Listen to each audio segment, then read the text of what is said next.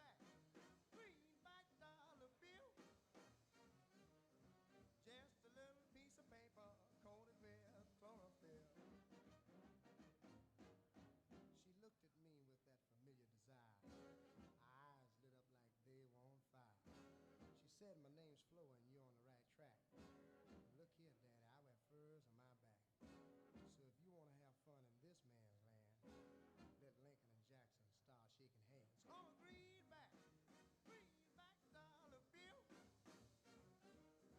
just a little piece of paper coated with chlorophyll.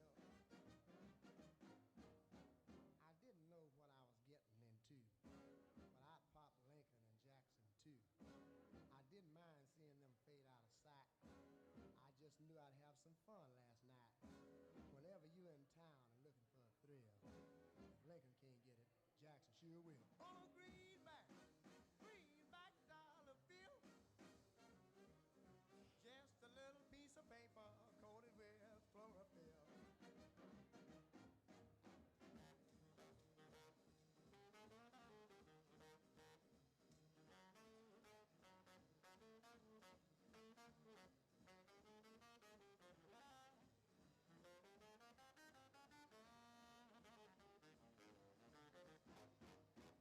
Went to a nice spot where the lights were low.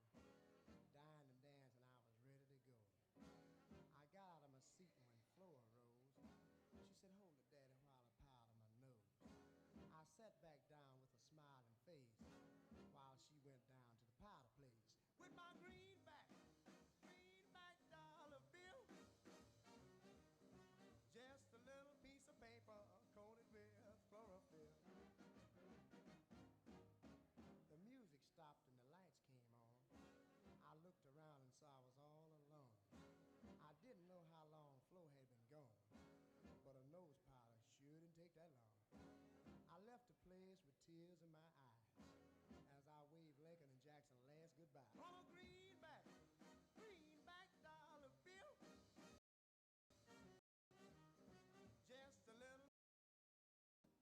It brings a tear into my eyes when I begin to realize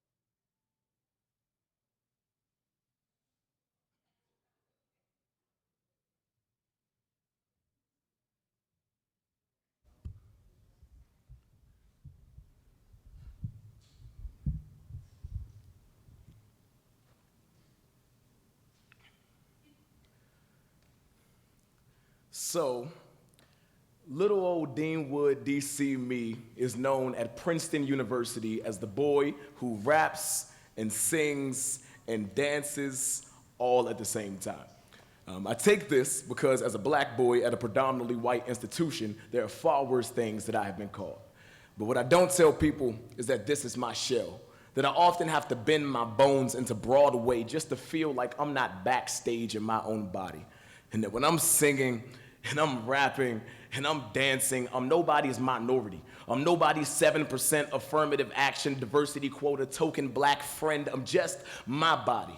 My spine erects itself, then emancipates itself just as well because I am dancing. The type of moves that make your organs move before your limbs. The type of strides that can make the privileged Princeton soil part for your belligerent, boisterous, brown souls. And can't nobody ruin this.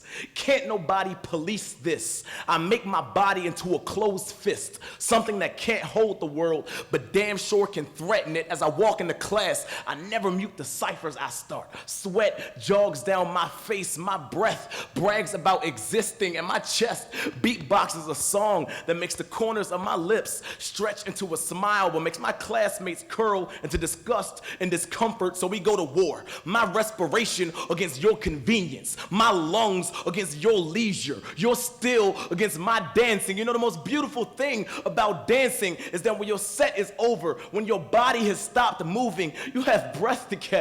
There is nothing else to prove. As a child, some man of stone turned my father into a collapsing mirror. Some apathy foreclosed my heart and evicted my loved one. Some girl, then some asthma, then some depression, then some police officer, then some America tried to strip me of my breath, but I am here and I'm breathing. Look, mama, how my chest falls, then rises like daddy's body, then his spirit. Look, Fox News, I'm not trying to bring Princeton to the hood. I'm trying to bring the hood to Princeton. And look, Princeton, how I inhale and exhale despite the toxic bigotry in your air. Somewhere there is a brown body with a barrel and a badge pointed at their eyes. Their dropped body, just another beats in the acoustics of the genocide, just another tempo for my lungs to mimic. So you damn right, when I get the chance, I make my dorm into a concert. Let Go-Go Geppetto my core, let Beyonce brandish my bones flawless, fix them into formation, cause loose limbs feel no chains. We didn't break, so the shackles had no choice. I didn't break, so the definition of what an Ivy League man looks like had no choice. So the next time you see me singing and rapping and dancing all at the same time, just make your body into a closed fist with me, and then sing with me, and then dance with me, and then breathe with me. Thank you.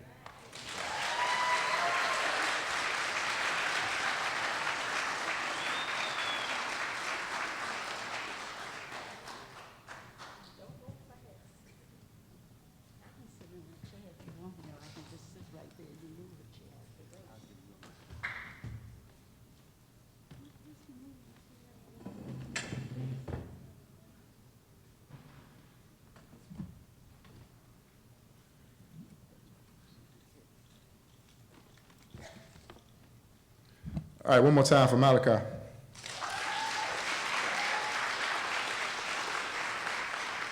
Y'all are stingy. One more again for Malachi. That's our young people. Malachi was just named one of the nation's young futurists by TheRoot.com and is the inaugural DC Youth Poet Laureate for 2015. That piece has been chosen and was designed to express the notion that when people of color are placed into living situations with others, the way we exist is often challenged and compromised in order to make the new group comfortable. And the artist rejects this system in that poem. My name is Kimon Freeman, one half of We Act Radio, Angry Black Man in Therapy, with a God complex, because I actually think that we can do something.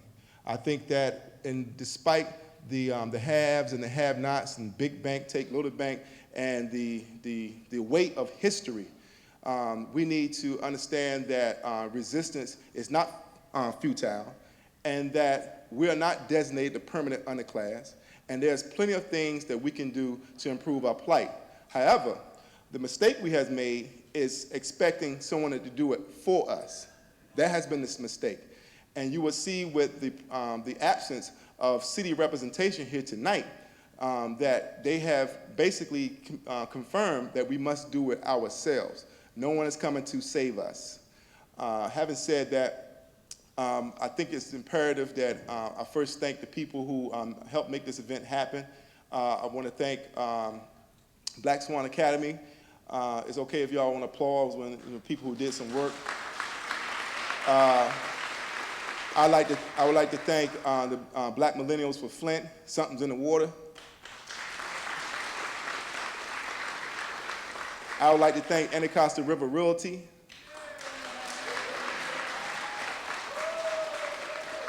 I would like to thank Stan Votri and 4 Points. It's a developer, yes. We are thanking a developer tonight. I also would like to thank Busboys and Poets, who is coming here to Anacostia with a training facility, a culinary art school that's going to employ our young people right here in this ward. Applause. And I also would like to thank 11th Street Bridge Park and, of course, the Ark, ladies and gentlemen. Now, I was told in the preparation for this, we just heard from young people, and that's who we should listen to. I want to introduce to you one of our elders that we should learn from. And I want to turn it over to Miss TJ. Miss TJ is a longtime resident here, and is it Congress Heights? Is that Congress Heights still? Bellevue? Okay, thank you, hometown. Bellevue. The other side of Martin Luther King Avenue. I'm on the radical side of Martin Luther King Avenue. She on the I have a dream side of Martin Luther King Avenue, but it's all good. Ms. TJ, the mic is yours. Thank you.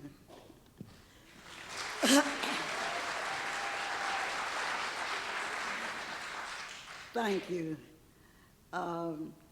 It is my pleasure, and I feel honored to be in the room with you. And it is my pleasure, and I feel honored to be in the room with the moderator. And I think he's done a good job. I think that the poet had a message, and hopefully we listened to it because it was truth. I'd like to say something about why I am here tonight, because the need to say what I feel happens to us east of the river is most important. And I hope it's important to you. And as many of you have heard me say, that those of us here in Ward 8 are constantly under siege. And we're under siege by the politicians who are absent tonight and the agencies who are supposed to serve us by looking at us and treating us as if we are unlettered and unwashed. Now, a lot of people laugh at that, but we've had the occasion for agencies to come and say, what do they know? Tell them anything. But they find out that's different. And we need to work on getting the government to respect us, the politicians to respect us, and above all, not to do as some people say, we service the community. Humans serve humans, and they need to say that they serve us and give us that respect, and then we would no longer be under siege. So hopefully tonight, some answers, some questions and some answers will speak to the benefit of us being respected by those people we pay for first with our tax money. And secondly, we give them the ultimate, and that's our vote for them to serve. Thank you.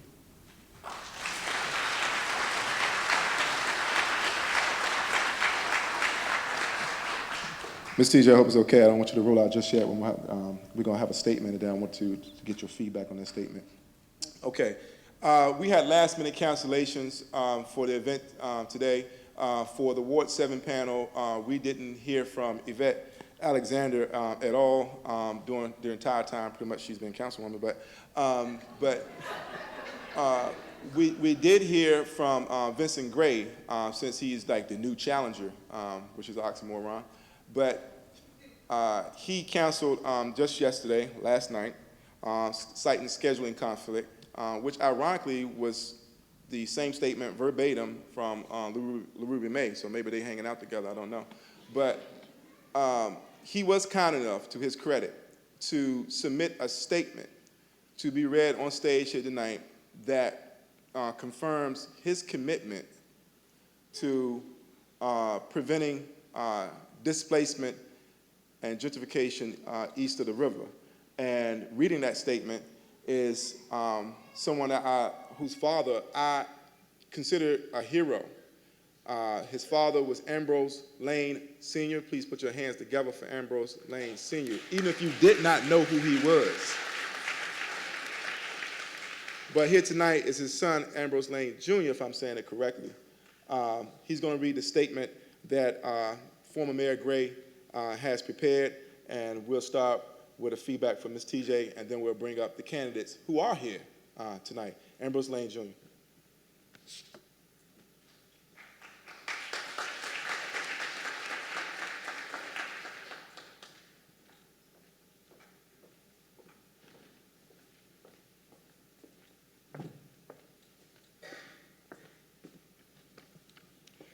Good evening, brothers and sisters. Good evening, brothers and sisters. Let me just first give honor to God and state that I'm just reading a statement. That's what I was asked to do. The statement does not represent me. I do not represent it. I am simply reading a statement. Everybody got that? All right. I don't want no reports going out.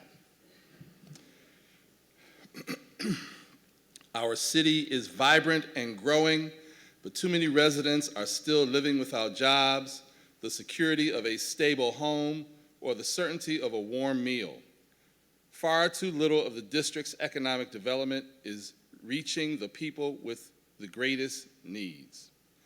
And while other parts of our city see job opportunities, new stores, and restaurants, we sometimes seem to be spinning our wheels.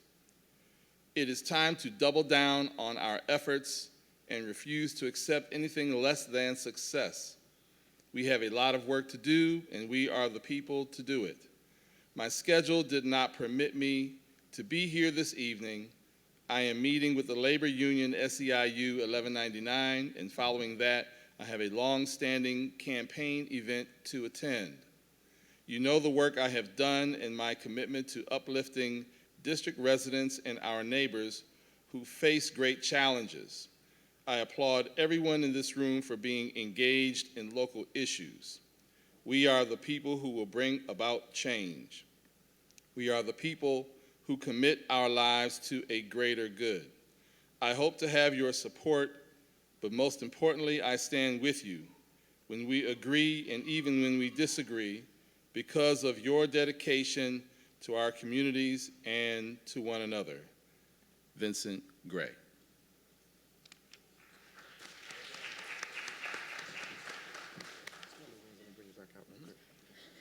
I should have mentioned that Ambrose Lane Jr. is a Ward 7 resident. That's why he was selected to read that statement. And we're going to, at this time, bring the at-large candidates who are here on stage at this time. And while they're coming to the stage, Ms. TJ, and for the audience, you're not expected to applaud to everything. So if you don't like something, we want to do it a little bit more civilized. We're going to try this out. You can cough if you disagree with something you hear, okay? So let's try this out right quick, okay? I'm an artist, so we got to do a little piece of theater. Okay, let's try this out. All right. We love Prince.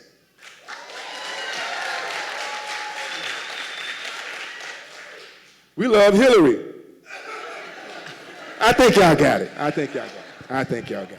All right. The mic is yours, Ms. TJ, and at-large candidates, please come to the stage. Someone's actually clapping. We got some black Trump supporters in here tonight. Ms. TJ? Yes. Your response to what you just heard on the very vague commitment from former Mayor Vincent Gray to prevent black people from looking like Native Americans. I really don't know how to respond to things that are put together in a pat manner. You know, that seems to like we used to say back when we were organizing welfare mothers, that you get the business answer. And what we meant by that was not that you got the right answer. It was, we said, you know, you're going to get the business, which was the old line business and this kind of thing. So I really don't know how to respond to that. I'd have to give that more thought. Okay, I just want to make sure that we spoke to you first. Now, I know you have press and engagement, so as soon as you got to go, you let me know. But you're welcome to stay here as long as time permits. Okay, I want to introduce the panels that we have here. Now, as most of you know, that we was going to have crowdsourced questions only, but because of the change of the cancellations at the last minute, we felt that it's only right to, since this is that we obviously have mics here. We're not going to wait until a Q&A, so whenever you feel compelled to do so, you're welcome to come up to a mic at any moment during this panel, okay? And of course, if you like something you hear, if you don't like something you hear, okay. Of course, this was you know, an unsanctioned event, which means we was not funded. Don't confuse funded with organized and unfunded with unorganized. But having said that, I will have the candidates make their opening statement and introduce themselves, starting with another bold brother at the end of the table. My green. Hello, my name is Natalia. Into the mic, brother. My name is Natalia Stracuzzi. I'm a Ward 8 resident. I'm running for delegate to the U.S. House of Representatives. That's right, against Norden. And I'll keep on running until we remand the fact that we have to work till 70. It's about us and not them. Our pennies build it, and then they bend us over for it. Those type of investments should pay higher dividends to our Social Security recipients, 100% of our health care, remand the fact that we have to work till 70, and on top of it, a child with a 3.7 to 4.0 grade point average should get a free ride on the taxpayer, that state or city university. Again, everybody's trying to tell you how to pay for it. I'm telling you how we're paying for it. Again, that young mind may create that new alternative energy, develop that cure, or who knows what they may become. But if we never put them in them roles, we'll never know, now will we? So let's look at it realistically. It's about us and not them. And I want to bring up something that has to do nothing about my campaign. It's about our voter guide. How many people got the voter guide? Did y'all notice that there's no candidate statements in there? It's pretty much endorsing our elected officials by doing so. What are we doing here in D.C.? Are we that stupid that we're going to let our Board of Elections dictate who gets elected in D.C. because we don't give the other candidates their voice to be heard? Let's wake up, D.C. They are doing it to us, and we keep electing the same people over and over. And as Vincent Gray said, and as Vincent Orange says, is what I've done for you. What have they done for you? Think about it. And let's vote for the people that don't have a voice, which are the people that are here tonight that don't have a voice representing you, because again, we're the ones that are trying to fight for that cause to make this our city, not theirs. And again, it's about us and not them. And I do hope you remember me in November. Stracuzzi like jacuzzi, because I ain't got nothing to lose, and I will never stop running until they remand the fact that we don't have to work till 70. Thank you very much. I hope you all don't cough for me. All right. I must apologize. I did not give you a time limit. It was 3 minutes, but now with his illustrious introduction, it's 4 minutes. Okay, to be fair to everyone. So I didn't do, but we're gonna try to keep that moving. All right. I got it right here, sister. But I didn't announce it before. Okay. I'm true to this. I'm just new to this. But go right ahead.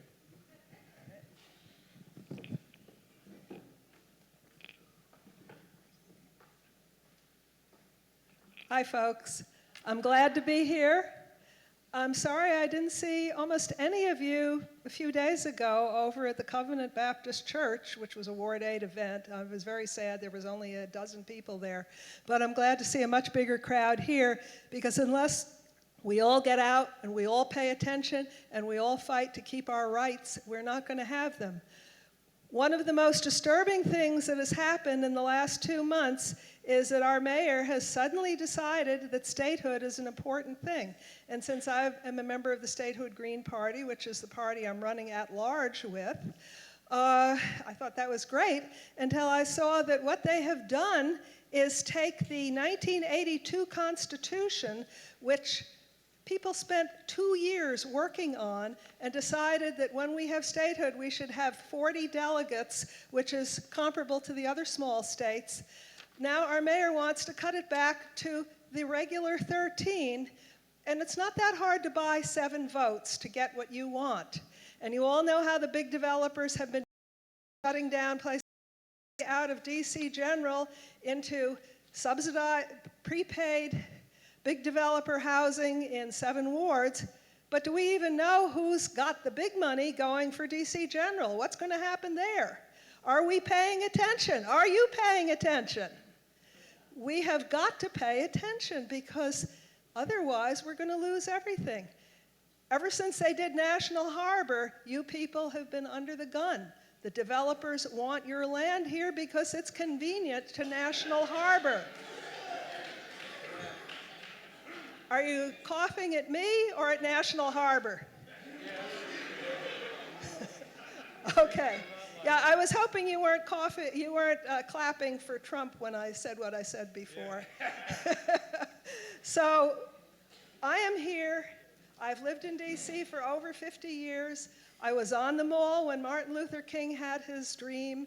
I felt shivers go down my spine as he spoke, when he talked about little black children and little white children joining hands and working together. And I have worked together with black people, white people, and Hispanic people, porque yo hablo español también.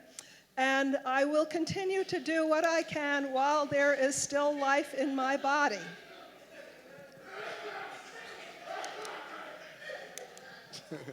Okay, I'm not quite sure what it is that I said just then that you disapprove. Pardon? Okay. I am G. Lee Aiken, at-large candidate with the Statehood Green Party. Is anybody here a registered Statehood Green voter? Okay, well, I hope you will vote for me on June 14th, and I hope the rest of you will vote for me as one of your 2 choices in November, on November 8th, when you have 2 at-large representatives. And I will represent your interests. I believe in helping the people at the bottom half and trying to be fair at the people at the top half, because we all have to work together. We are like a body. People may think that the brain and the heart is the most important, but where would we be without our skin and our guts? And if we drive everybody at the lower levels out of the city, what will we do the next major snowstorm or the next major shutdown, or heaven forbid that the bridge under the Potomac should be destroyed in some way? The city would fall apart. Time. No teachers, no police, no firemen, no hospital workers, no restaurant workers, no hotel workers. We are all important, so we all have to vote. Thank you. Thank you.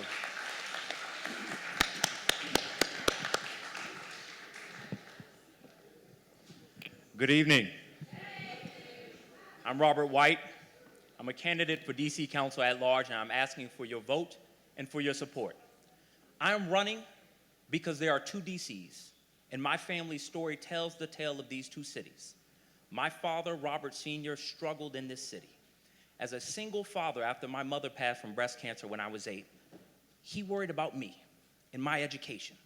So with a high school diploma, my father stretched and scraped every single dollar to send me to a Catholic school, because he believed that that would give me more and better opportunity than he had. Even though I struggled in school early on, I pushed through with the support of my father and my community. I graduated from Archbishop Carroll High School. I see a couple lines in this.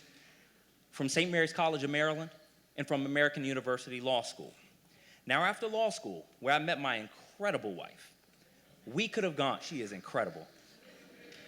We could have gone anywhere we wanted to start our family, but we chose to make DC our home. Not everybody in my family was so lucky. My father, my brother, my aunts and uncles have been priced out of the city that they call home, the city that they love, after 5 generations. And we know what else the 2 DCs look like. It looks like a city where the schools in some neighborhoods continue to excel and schools in other neighborhoods continue to decline. It looks like a city where we have the highest percentage of college degree holders in the nation, but a significant number of returning citizens, my brother among them. This is a city where we see prosperity everywhere we look, but somehow still see sadness in the eyes of people who hoped for so long and suffered through our worst days just to be a part of this resurgence that we are seeing right now. I am running to be a bridge for the people who have been left behind. I'm running to be a voice for people like me and my family who feel like we don't have a voice that can overpower special interests on the council.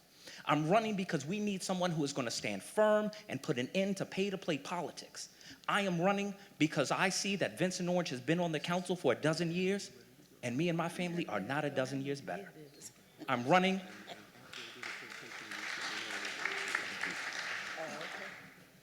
because we can't take another year of being left behind. We can't take another 4. I'm running because we need new leadership on the council, and that's exactly what I'm going to do. I'm Robert White. I'm running at large. I ask for your support, and I ask for your vote.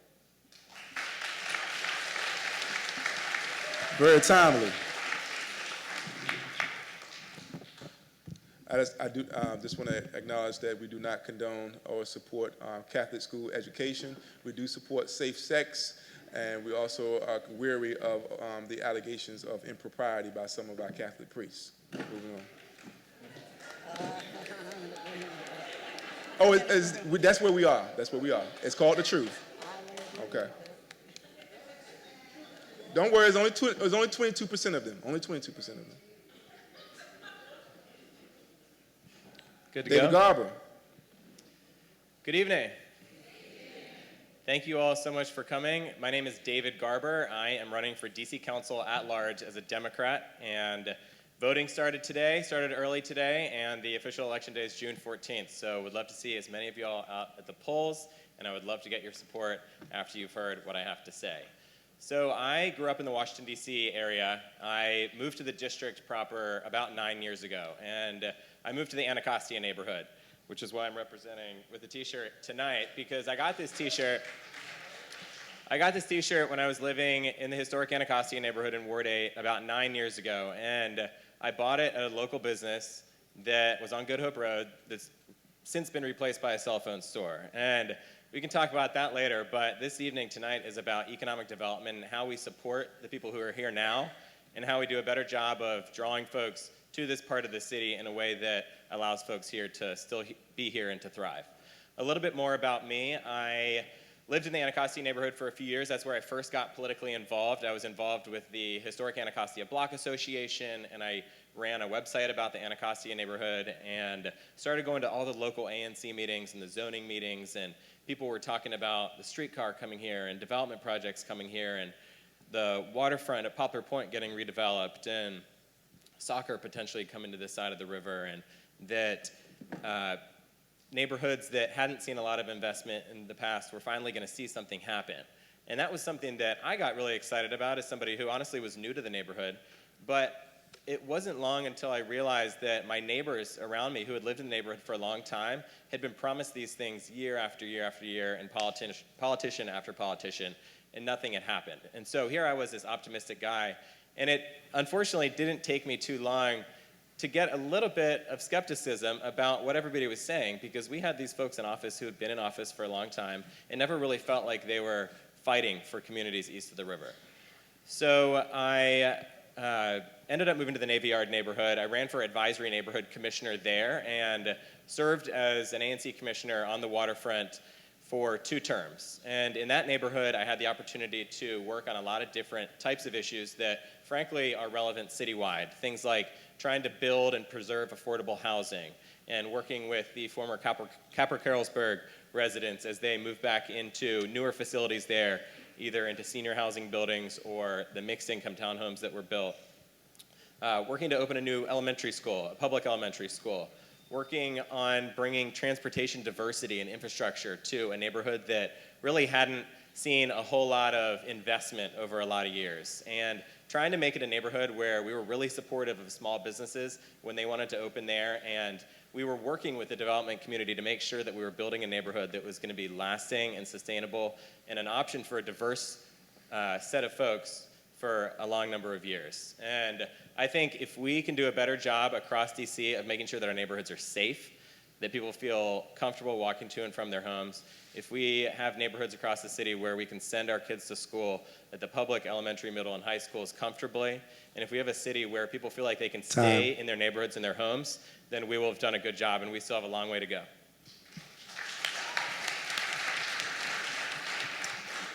All right, so you heard their opening statements. I didn't hear a whole lot of coughs, so I guess y'all are okay with that. But what we need to understand is that we have to get down to what we call the nitty-gritty, okay?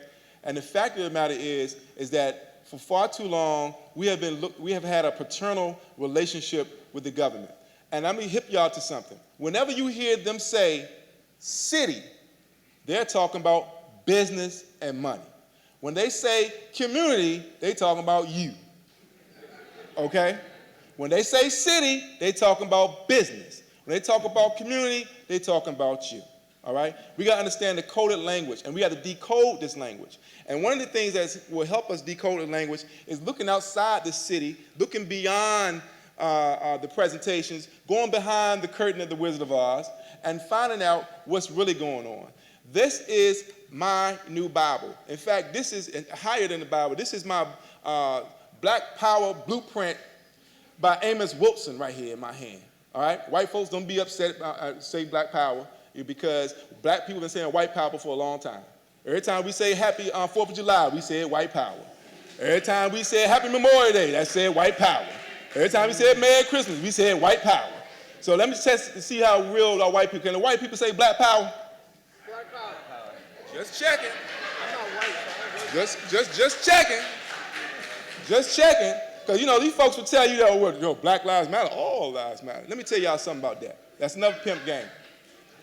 You ask your lover, baby, do you love me? And you tell them, I love everybody. And see what happens. This book right here, we're going to see if Ted Leonis or LIST organization who has sponsored $50 million to put up to minimize displacement in Anacostia around 11th Street Bridge Project. This book right here is called Streets of Hope. Repeat after me, Streets of Hope. The fall and rise of an urban neighborhood. This talks about community land trust, community development projects that were successfully able to wrestle resources and land out of Boston's blighted neighborhoods. It was a 15-year struggle, but they did it. Now, somebody might cringe, 15 years, oh my goodness. Well, 15 years, you either can be here or you can be gone. Now, you see who is here today trying to address some of these issues. We're going to get to this book before we get out of here, but we did crowdsource questions, but I want to make sure that people have that information as a starting point when we walk out of here, because I guarantee you, you're going to be armed with a lot more information than you had when you walked in here. I promise you that, so please stay to the end. All right, now having said that, crowdsource questions to the panelists, and you guys are open to take whoever feels compelled to take this. It's now an open forum, and of course, Ms. TJ, you can do what you want. All right. Glad you said that. The first question, the first question was actually going to be here for Vincent Gray and Yvette Alexander. It was, how do we know you're not full of shit? But that's not for y'all. Okay. That was a crowdsourced question, and it came from an Anacostia business owner. Okay. Feelings expressed, not of those of WEAC Radio. All right. Roberto Rivo says that people in our communities need decent jobs with good pay and real benefits. If we're going to be able to resist displacement, will you support the full agenda, $15 minimum wage, fair scheduling, and paid family and medical leave? Open floor. Thank you. I do support all these initiatives. I mean, the reality is there are far too many people being left behind. And even if, $15 an hour is the start. How long do I have to answer this question, brother? You got 2 minutes. I'm sorry. Appreciate it. $15 an hour is a good start. But do the math on $15 an hour. Even if you work a full 40-hour work week, you're still living in poverty. So what we have to be doing is training our residents for careers. In a city that is thriving as much as DC is, there is no excuse that every one of our residents who wants to work is not working. If you talk to returning citizens, if you talk to folks in almost any community, if you talk to senior citizens, they will tell you, I want to work, but I can't find the entryway. You know why they can't find the entryway? Because we have a failed jobs program in this city, under the jurisdiction of Councilmember Vincent Orange's committee. The U.S. Department of Labor sent a letter to D.C., said that we are at risk of losing $24 million of job training and adult education funds because we are the worst partner in the entire country. Why? Because we're not even spending millions of the federal dollars that we get, and the dollars that we are spending are going towards programs that are graduating people but not putting them into careers. So we have failed. We have to do something different. We have to put somebody on the council who, where Vincent Orange has dropped the ball, they're going to pick the ball up and run with it. They are going to be a voice for the voiceless people in our city and say, if you want to do business in D.C., if you want to develop in D.C., then you have to make sure that D.C. residents are working. Now, I'm also a little bit biased towards paid family leave. My wife and I are expecting our first child, a little girl, in July. Congratulations. Thank you.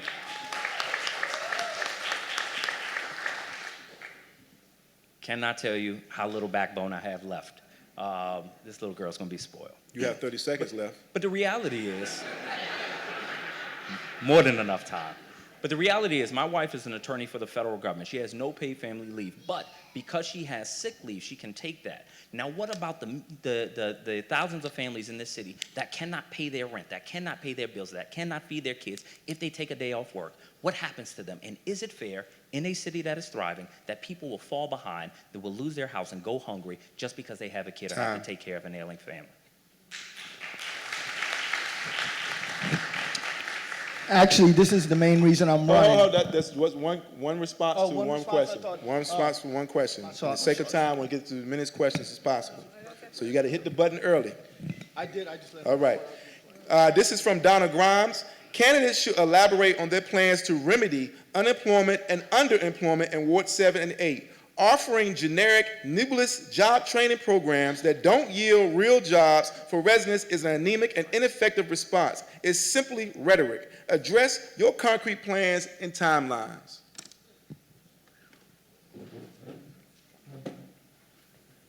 Now that I know that only one person's allowed to answer a question, you got to jump at the mic.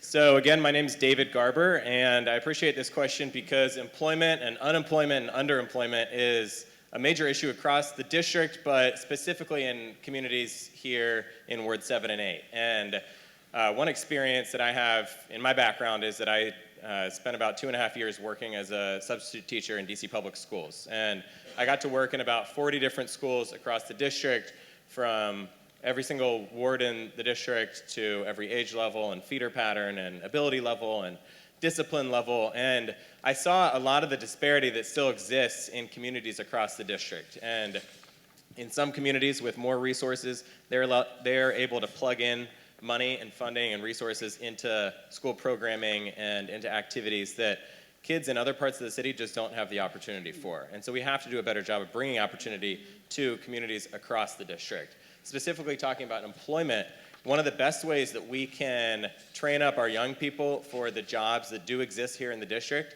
is to make sure that we're doing a lot of that training within our DC public schools. We have about a 64% high school graduation rate here in DC, and unfortunately, with that kind of graduation rate, there isn't a whole lot of opportunity for these young people to get real jobs that actually lead to real careers. And so we have to make sure that when they are in the schools that do exist here in the district, 30 seconds. We are training them for construction jobs, hospitality jobs, tech jobs, things that are here in DC and are growing in DC and will actually lead them to a real paycheck down the road. The elder has a comment. Yeah, no, I have a question, and everybody can answer it either yes or no. Because the DC Public Schools has not educated the work population here in the District of Columbia at this point, and has kept up the policy of not educating the workforce that's here now, would you keep Kaya Henderson, who is carrying out the policy of Michelle Reed? Yes or no? Everybody will come back with, I would take a response from each candidate, yes or no. A response from each candidate, yes or no. From your seat, please. No. Yes. All right. I just want to remind you that there was no lead in the water at Sidwell Friends, only in DC public schools.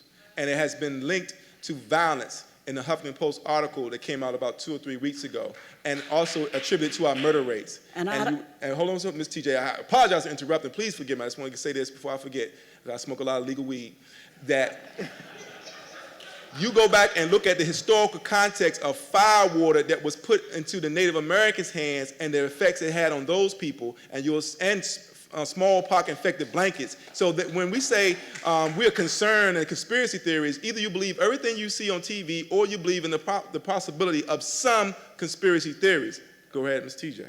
And I'd also like to remind you and the candidates that the money that was given to the city for at-risk children has been distributed in a manner that's not only discriminatory, but it's downright unfair. It's illegal. Oyster Adams got $270,000, and they only have 6.5 children in their population who are at risk. Henley Elementary at 6 in Chesapeake Southeast, which is not a progressive moving school and has 100% children at risk, got $90,000. That's right. And the question is whether or not you're going to keep Kyle Henderson, who goes with that kind of distribution and that kind of policy. Okay, I'm going to read 2 questions. Well, no, they're long, so I just remember you can hit the button early. The first question is from Virginia Spatz. Research has long shown, and programmer at WEAC Radio Education Town Hall every Thursday at 11 a.m. Only program dedicated solely to the education in the District of Columbia. No cough, no applause, all right. Research has long shown that childhood stress is a powerful factor in learning. Trauma and stress from financial troubles, homelessness, domestic and street violence, and other factors interfere with the brain's ability to process information in the short term. Chronic stress alters brain architecture with lifelong consequences. This disproportionately affects children east of the river.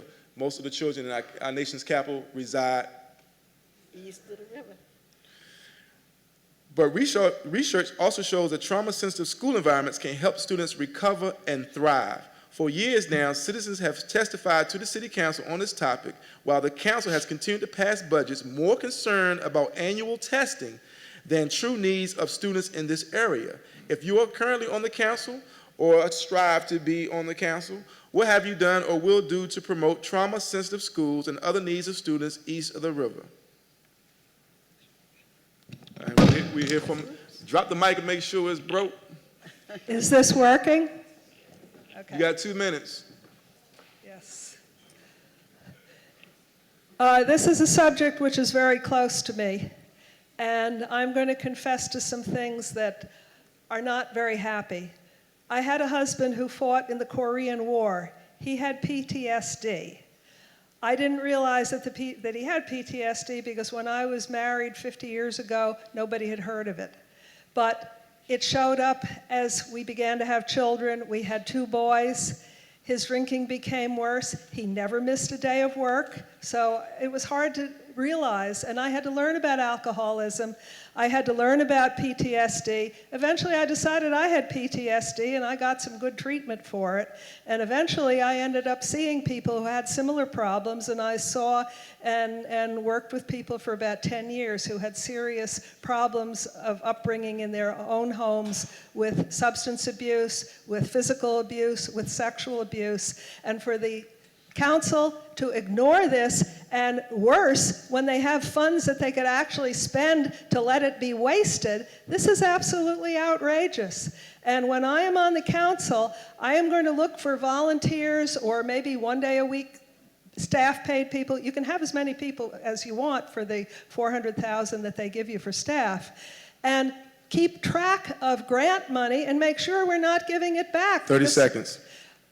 I have on my blog, gleeaiken.blogspot.com, one article from a friend who says that over the decades we have returned $140 million on 1 of 5 HUD programs for housing. And this has got to stop, and we need to stop. and feed our children properly, have high-quality foods, and stop having wasteful contractors who do not give decent food to just start the brains growing on our children. Thank you. We have a question right here. Please identify yourself, where you live, and your question. My name is Michael Coven. Today I live in Ward 7, but it's only after living in Ward 8 and being forced out of the District of Columbia into Maryland. So I was in Maryland for about 1.5 years, and now I'm back in the district. I live in Ward 7. I want people to know that I go to work every day, I make a good living, but my wife is a stay-at-home mom. I rented a house in Anacostia, so it's ironic that David Garber has on the I Love Anacostia shirt. If anyone wants to see a copy of my lease, a copy of the email exchanges that I had with David Garber, I will give everybody in this room a copy. I rented a house from David Garber. He entered my home. I have 4 daughters. He sent me an email saying he wanted to come into my home. He wanted to come to the home, but not enter the home because he needed to do some work. My brother, I really want to hear this, but you got 30 seconds. Okay. And he entered my home with my 13-year-old daughter home alone. That's the person that you got running for the city council. I got mold in the home that he wouldn't fix. I got leaky faucets in the home that he wouldn't fix. The only way that he fixed it after a 4-month battle was I went on his Twitter account, and he knew he wanted to run for city council one day, so all of a sudden it got paid. He is not the person he's claiming to be. You do not want to vote for this man. This man is a fraud. I will bring my entire, I have a wife and 4 daughters. David Garber is not the man he's claiming to be. All right. We want to keep it above the belt. I want to acknowledge that they said the same exact thing about Vincent Gray, and it was, those allegations were dismissed, so everyone has entitled to their opinion. We thank you for your comment. This is a space for truth-telling. I hope you'll forgive me if I think that we should keep it moving. Question over here? My name is Diog Davenport. I'm a Ward 8 resident. I'd like to request that we allow each of the candidates to respond to each of the questions. I'm sorry, we have an interest of time, and unless you was a sponsor to pay for the rental of this venue, I'm unable to. I think that we could accommodate. request. I think that we could accommodate the time if we shorten the There's answers. a second panel, bro. We have a Ward 8 panel coming up. We don't have. I hear you. I feel you, but unfortunately, we don't have time to allow us to do that. If you could just let me finish my statement. If we require that they specifically answer the question as opposed to telling flowery language and personal stories that have nothing to do with what we're talking about or the question in general. So people then can that's get valid. cut off like you're... That's valid. That's valid. So I would take that. I would take that into account and do my best to acknowledge it. Thank you. I would take that into account and do my best to acknowledge it. And thank you. And thank you. Your question? Yes. It's a couple of questions. Just one question, but I'm sorry. Okay. Why would you want statehood and why would you want statehood when our benefits are actually rolled through, which already been placed since the Magna Carta? Mr. White, you should also know. And our education and and why would you want statehood when all our benefits run through something that's already been established, like the land of D.C. already been owned for so long, and it's been owned, and people don't even know it. And they don't even know who it's owned by. So, like, what are we going to do about the education? Like, so many people come here knowing so many different languages. Why are the unions not connected to the schools, like the high schools, so people know these things as a Okay, a did you skill direct when that question graduate? at Mr. White? That's good. Okay, thank you. I don't understand the first portion of the question. Why would we want statehood? Right. And when the land is already owned by the people and they're being displaced. And it says the land. Okay, I got you. Let me respond. No, I Thank you, appreciate brother. that question. So I neglected to mention this at the beginning. I used to be Congresswoman Norton's legislative counsel. I worked on the statehood issues for many years. During the day, I'm gonna get to the question. Don't worry about it, bro. I'm getting there. So during the day, DC's population swells to triple its size. So the majority of people who work in DC do not live in DC. Because we are not a state, we cannot tax their income. So just as a matter of being able to collect money like any other jurisdiction could, We need that. Also, if we pay taxes, federal taxes, like every other jurisdiction, and we have people and our residents fighting every single war, then we have to have the same voice in Congress. We have to have somebody who can vote for or against the war if our dollars are being spent, if our blood is being shed. So in order for us to have autonomy over the laws that our legislative body in D.C., our council passes without oversight of Big Brother looking down on us paternally, then we have to be a state. So I think that there are I appreciate the question. I think that there are a lot of benefits for us being a state. We would have significantly more resources, and more importantly, we would have a say in the direction of this nation that we unfortunately lack right now. All right. Okay, all right. You're getting a little warm and fuzzy feeling right there, Mr. White. Thank you for your time. All right, let me remind us why we're here. The need to translate development issues into a form that's easily understood by the average citizen, the importance of developing jobs for neighborhood residents, the need to benefit all the racial groups involved in the area, the importance of community residents being directly involved in the initiatives, the need to prevent what has happened all around this country, the need for the community to gain control of the land in order to stop outside developers from transforming the land in ways that would be unresponsive to the needs of the community. This is a reminder from the good book, Blueprint for Black Power, Amos Wilson. We are now called Streets of Hope, the Fall and Rise of an Urban Neighborhood. Hopefully Ted Leonis can give us some money so we can give each and every one of you a book in this entire city, because a traditional approach to urban planning calls for the experts at downtown to run the show with strong input from bankers and private developers and less input, if any, from community residents. And even liberal administrations, the people you like, and will invite neighborhood participation that they do not want to give up control to low-income residents and community organizations. So even when someone says they handed over $100 million, who's getting that, who's doing what with it, and where is it going? We cannot get excited off headlines. We have to read the fine print. And before we leave out of here, we're going to learn the value of co-ops and community land trusts. We have a question right here. Yes. Given that, and this is directed to whoever could pick this up, given that we live in a community where you have parents that are competing for the same low-paying jobs with their children, where you typically see in a middle-class neighborhood where your 15-year-old or your 16-year-old or your 17-year-old has the same job that some of these adults have in our community, is it still appropriate as well to have a $15 hour wage for 17-year-olds and 15-year-olds while they're competing with their parents? And how would you propose to do something to empower their parents to have a higher paying job or something that... Are you saying that the minimum wage should be attached to the age of the It seems like if you were, if you're competing with your parent, maybe you are bringing more money into your household if both of you are making $15 an hour, but it seems like there's some jobs or whatever that traditionally just go to children.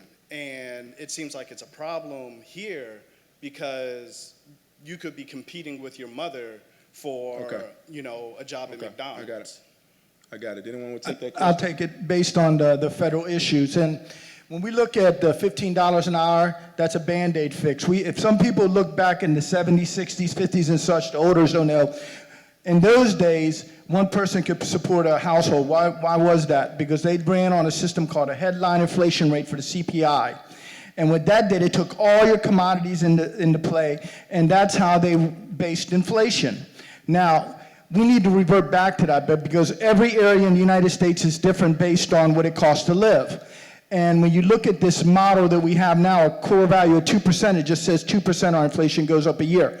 What I say is we need to revert back, because this way we'd have a real inflation, and when you have children, they would be scaled down at a lower rate, but if somebody worked in Florida, Alabama and such, they wouldn't get as high as a wage as somebody who lived in the District of Columbia, New York and such, based on the CPI for that region. And based on that, you could have a fair analysis of what wages should be across the board.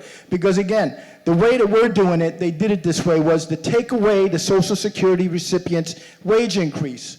So every year, Social Security recipients only going to get 2%, but back in the 60s, 40s and such, we had 7 to 20% inflation. And that would reflect in wages in your pocket, because then when you went up for valuation, based on that inflation, they'd have to give you a raise. And on top of that, a Social Security recipient would get the wage increase based on that inflation. So until we revert back to that system, we're not going to have a 30 true seconds. inflation way of gauging inflation across the country. And by doing so, this is a true way to make wages fair for everybody across the country and people to be able to live where they live now. And until it changes, it will stay the same. So I hope you understand that. We're at a core value 2% now, and they want to do away with that, Congress, also, and say there's no inflation, to where we were at a headline inflation rate, which took into account natural gas, heating oil, gasoline, rent, and all of these things, food, everything, and that's how wages went up in the past, and that's how we have to revert back. Thank you. How do you get the mother to a I'm job sorry, where brother, she's not competing with her we have son? to go. I'm sorry, brother, we got to go. I love you. You're fired, and you're welcome to send your information to him, and I will pass it along to him and get you a response, guarantee you. I want to quickly say that what he just brought up was an interesting point because it's been reported that you have to make about, $31, $32 an hour to afford to live in this city. How many of y'all do not make $32 an hour? Me. Okay, so we have to come up with a plan for us because if we don't have a plan for us, they have a plan for us, okay? And one of the things that we got to look out for, remember, we have to decode the language. When they say, oh, we put up affordable housing, well, that's ambiguous. $1 million house is affordable to somebody. And again, they're not talking about you, okay? So you have to make sure that we sanitize the language and get down to the nitty-gritty, and that's what we're trying to do here tonight. We have a question right here. I had my hand up before he did. I really wanted You have to grab the mic, sister. I'm sorry. I got big glasses, but you grab the mic and we'll get you next time. I'm sorry, the interest of time. Yes.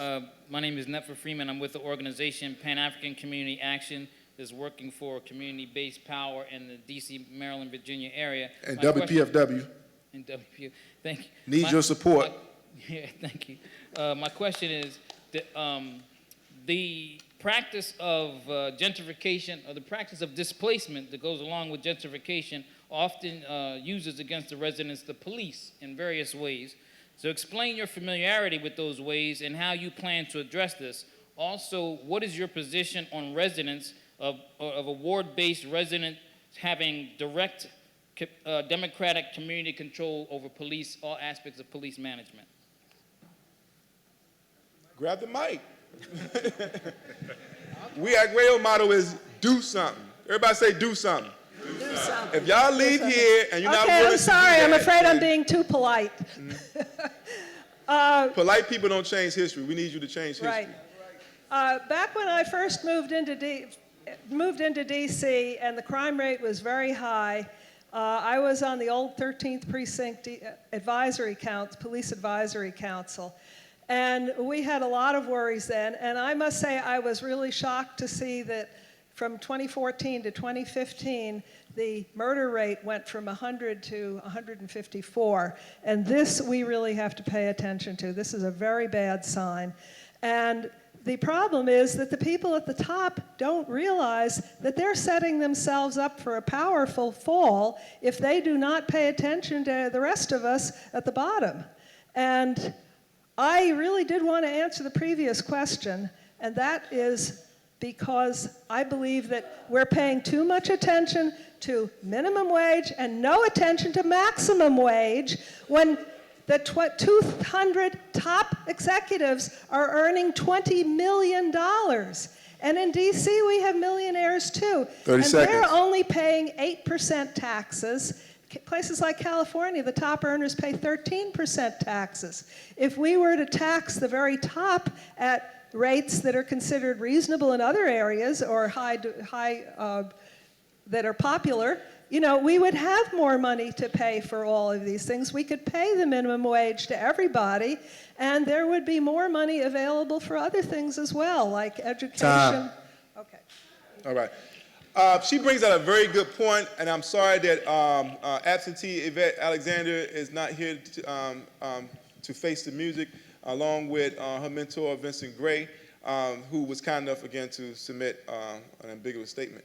But we was fighting, it was called Save Our Safety Net. For those who do not know, the top tier tax bracket in this city is $40,000. Where you make $40,000, $400,000, or $4 million, you're paying the same percentage in taxes, and they want to call that fair. When you and I both know that that same percentage is a substantial amount of money out of the 40 than it is out of the 400 or out of the 4 million.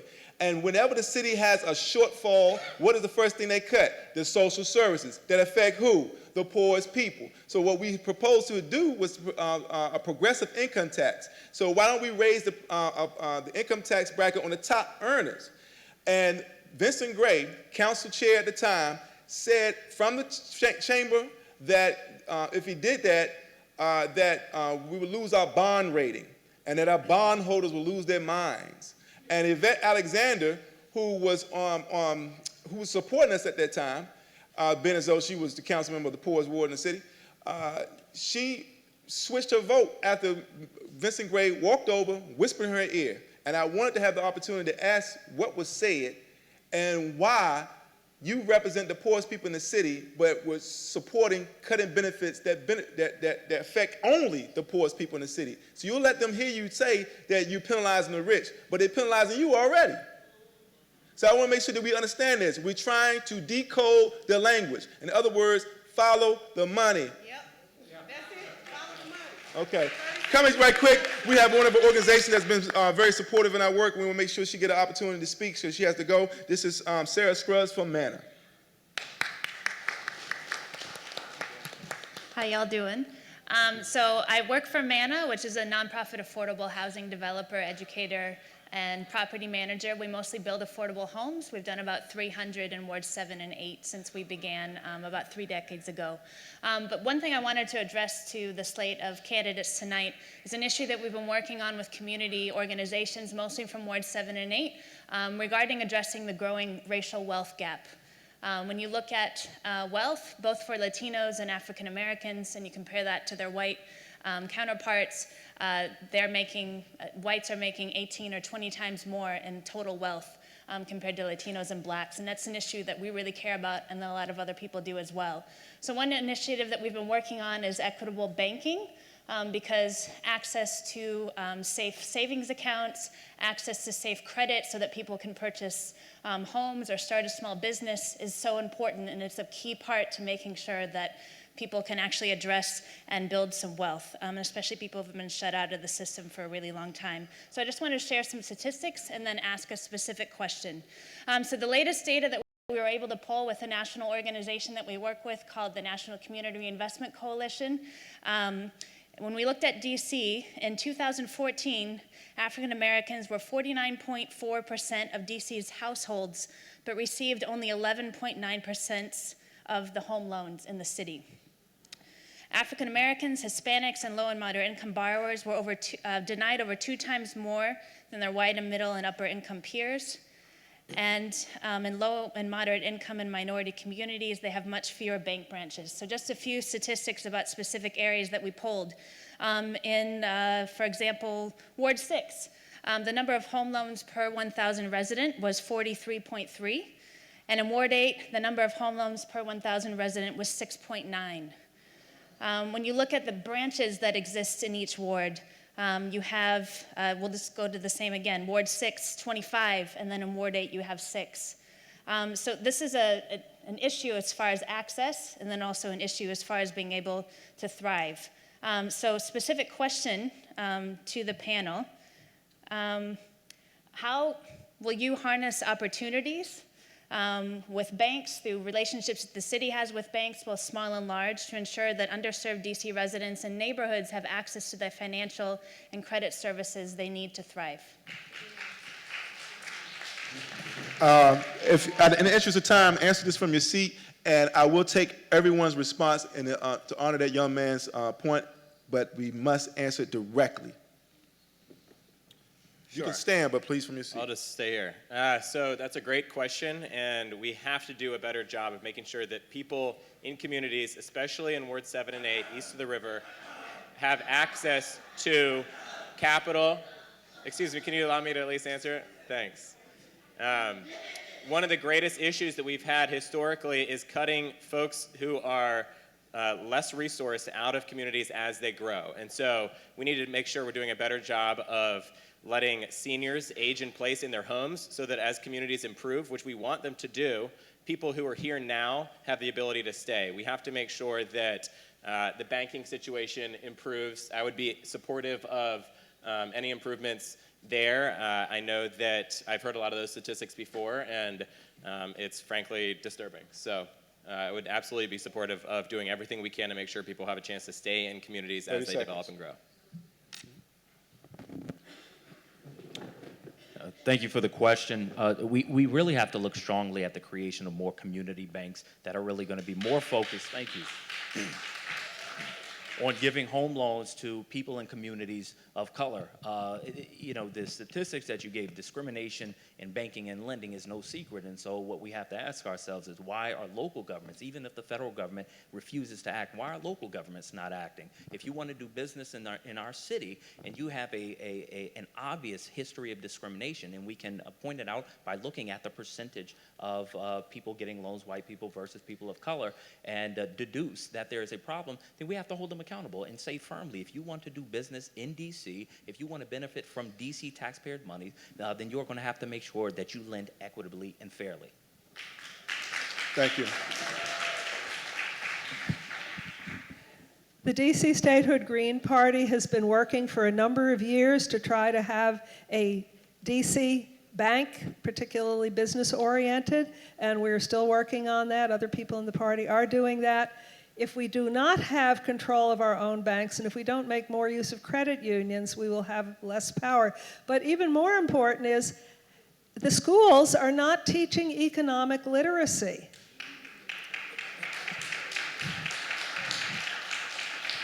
If you don't graduate from high school knowing how to do your income taxes, you don't know how you can even make money. I mean, how many people know there's a Schedule E if you're renting a room out in your house? How many know there's a Schedule C if you're having selling Avon products or something like that kind of business? This is very small. Now, unfortunately, the city has made it impossible for someone to legally have a business without getting something called the basic business license. And if you happen to owe the city or in dispute with the city over $100, you can't even get that darn license. So, but the first thing you need to do is understand how the damn taxes work. And there's this D30 tax, which I was sending in $100 a year because I figured I didn't have enough income for it to really matter. 30 seconds. But when I finally did, I took it to a tax guy, and he looked it over, he said, I can't figure this damn thing out. So I actually took a council member staff person and went downtown to the tax office, and they had a hard time telling it. So the D30 is a real obstacle, in addition to the basic business license, for anyone even having a simple basic business, which they wouldn't really know how to do very well anyway, because they never even learned it in high school. All right. Now I'll tell you the truth. Let me hold just a sec. We're about to break, so for people that have a question right here, I would like for you to come back and we'll answer your questions in the order that you are in now. On the second panel, we're going to break for 5 minutes. We're going to come right back as we switch the panel out. Just want to acknowledge you while you're standing here. Go right ahead, man. Now I'll tell you the truth. America is a very racist country, and we discriminate in every which way we can, and that's the truth. But we do need to develop community banks because that is a big plus. And also, if elected to Congress, I want to develop incentive programs which the federal government will insure those loans by doing so that people with less income will qualify and be able to purchase or get loans in the manner that are needed. The whole thing of the bankruptcy and such that went through, those poor people were tricked into getting those adjustable rates, saying, oh, in 5 or 6 years, your house will go up, you'll be able to refinance, no problem, and such.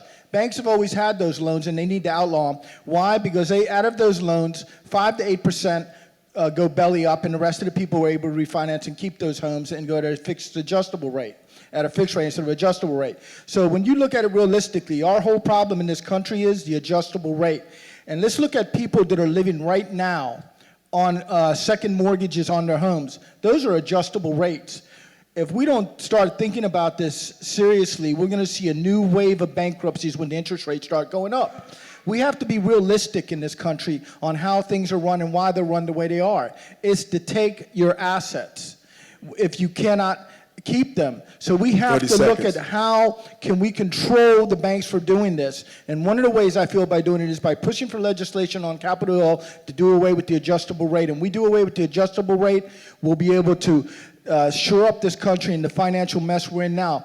The people didn't get bailed out, but the banks did. Come on, in a capitalist society, it self-corrects itself based on failure. So when you bail out, what's it called? At that point, the people buy assets and business keep growing. Time. Thank you. All right. We about to take a break. I hope everyone will stay with us because there's a little bit more information, and we have the 1-8 people coming up, and we also have a statement from LaRuby May, and I can't wait to read it.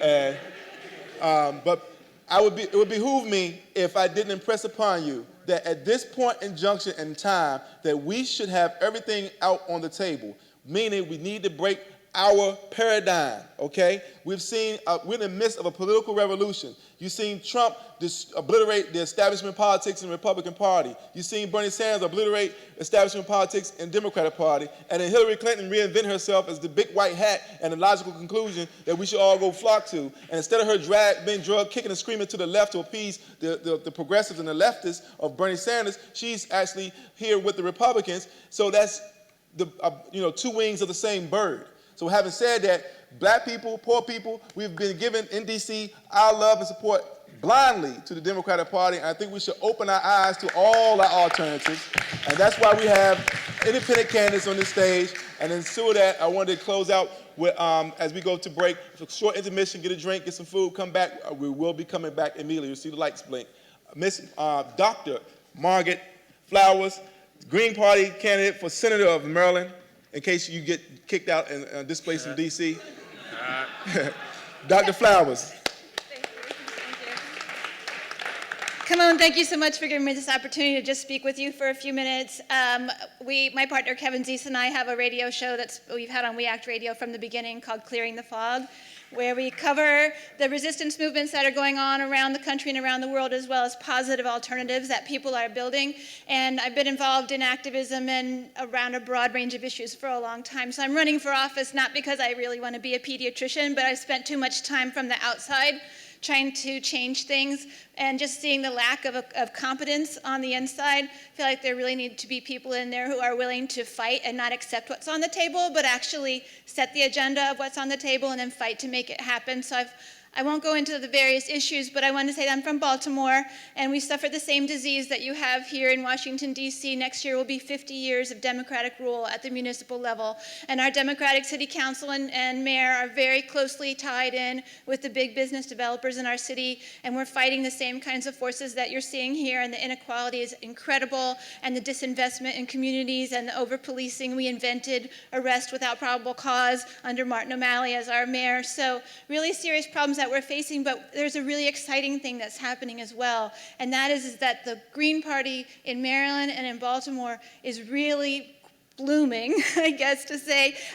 We have a ton of city council candidates running, president for city council, and we have a top-notch mayoral candidate, Joshua Harris. I hope that you'll check him out. If you have family in Maryland and Baltimore, let them know. We're putting together a cutting-edge urban economic agenda that includes things like a Baltimore City Public Bank. I know you have a DC City Public Bank movement going here that keeps our money instead of sending it out to Wall Street, allows us as a city to decide how that money is spent, what its mission is. We're looking at participatory budgeting where communities are given money and they decide in a democratic process how to spend it, not as an advisory, but they develop proposals and they decide how to spend it. We're looking at things like in New York where they have the cooperative economy movement there, where the city council actually gives millions of dollars a year to help build up new cooperative businesses where workers own the businesses and they're the ones that make the decisions. They're not begging for minimum wage. They're running their own businesses. So there's a lot of really cutting edge ideas out there. I don't want to take a lot of time because I could literally talk about this all night. But check out the Baltimore Green Party. Check out Joshua Harris. We'll be releasing his platform really soon. Also check out our website, popularresistance.org. You'll have links to all the various projects that we work on there, as well as our economic democracy project, It's Our Economy. And please do listen to Clearing the Fog Radio and We Act Radio and do something. Thanks so much. Okay, we've got 30 seconds for each candidate to make a closing remark, starting to the far right. 30 seconds. Again, I'm Natalia Stracuzzi. I'm a Ward 8 resident, and I'm with the Statehood Green Party. And remember, DC is no stranger to the Statehood Green Party in general, basically the Statehood Party in general. If you look back at Hilda Mason, the longest elected official on the DC City Council at large, let's make history again and let's put the Statehood Green Party back on the map in DC, and let's tell them and let them know that we want change and we're tired of the way you keep bending us over, because it's about us and not them. And remember, we always take from the two most important people in our life, which are who? Our children, the people that are bringing us to where we're going, and then the elderly people that brought us where we're at. Thank you.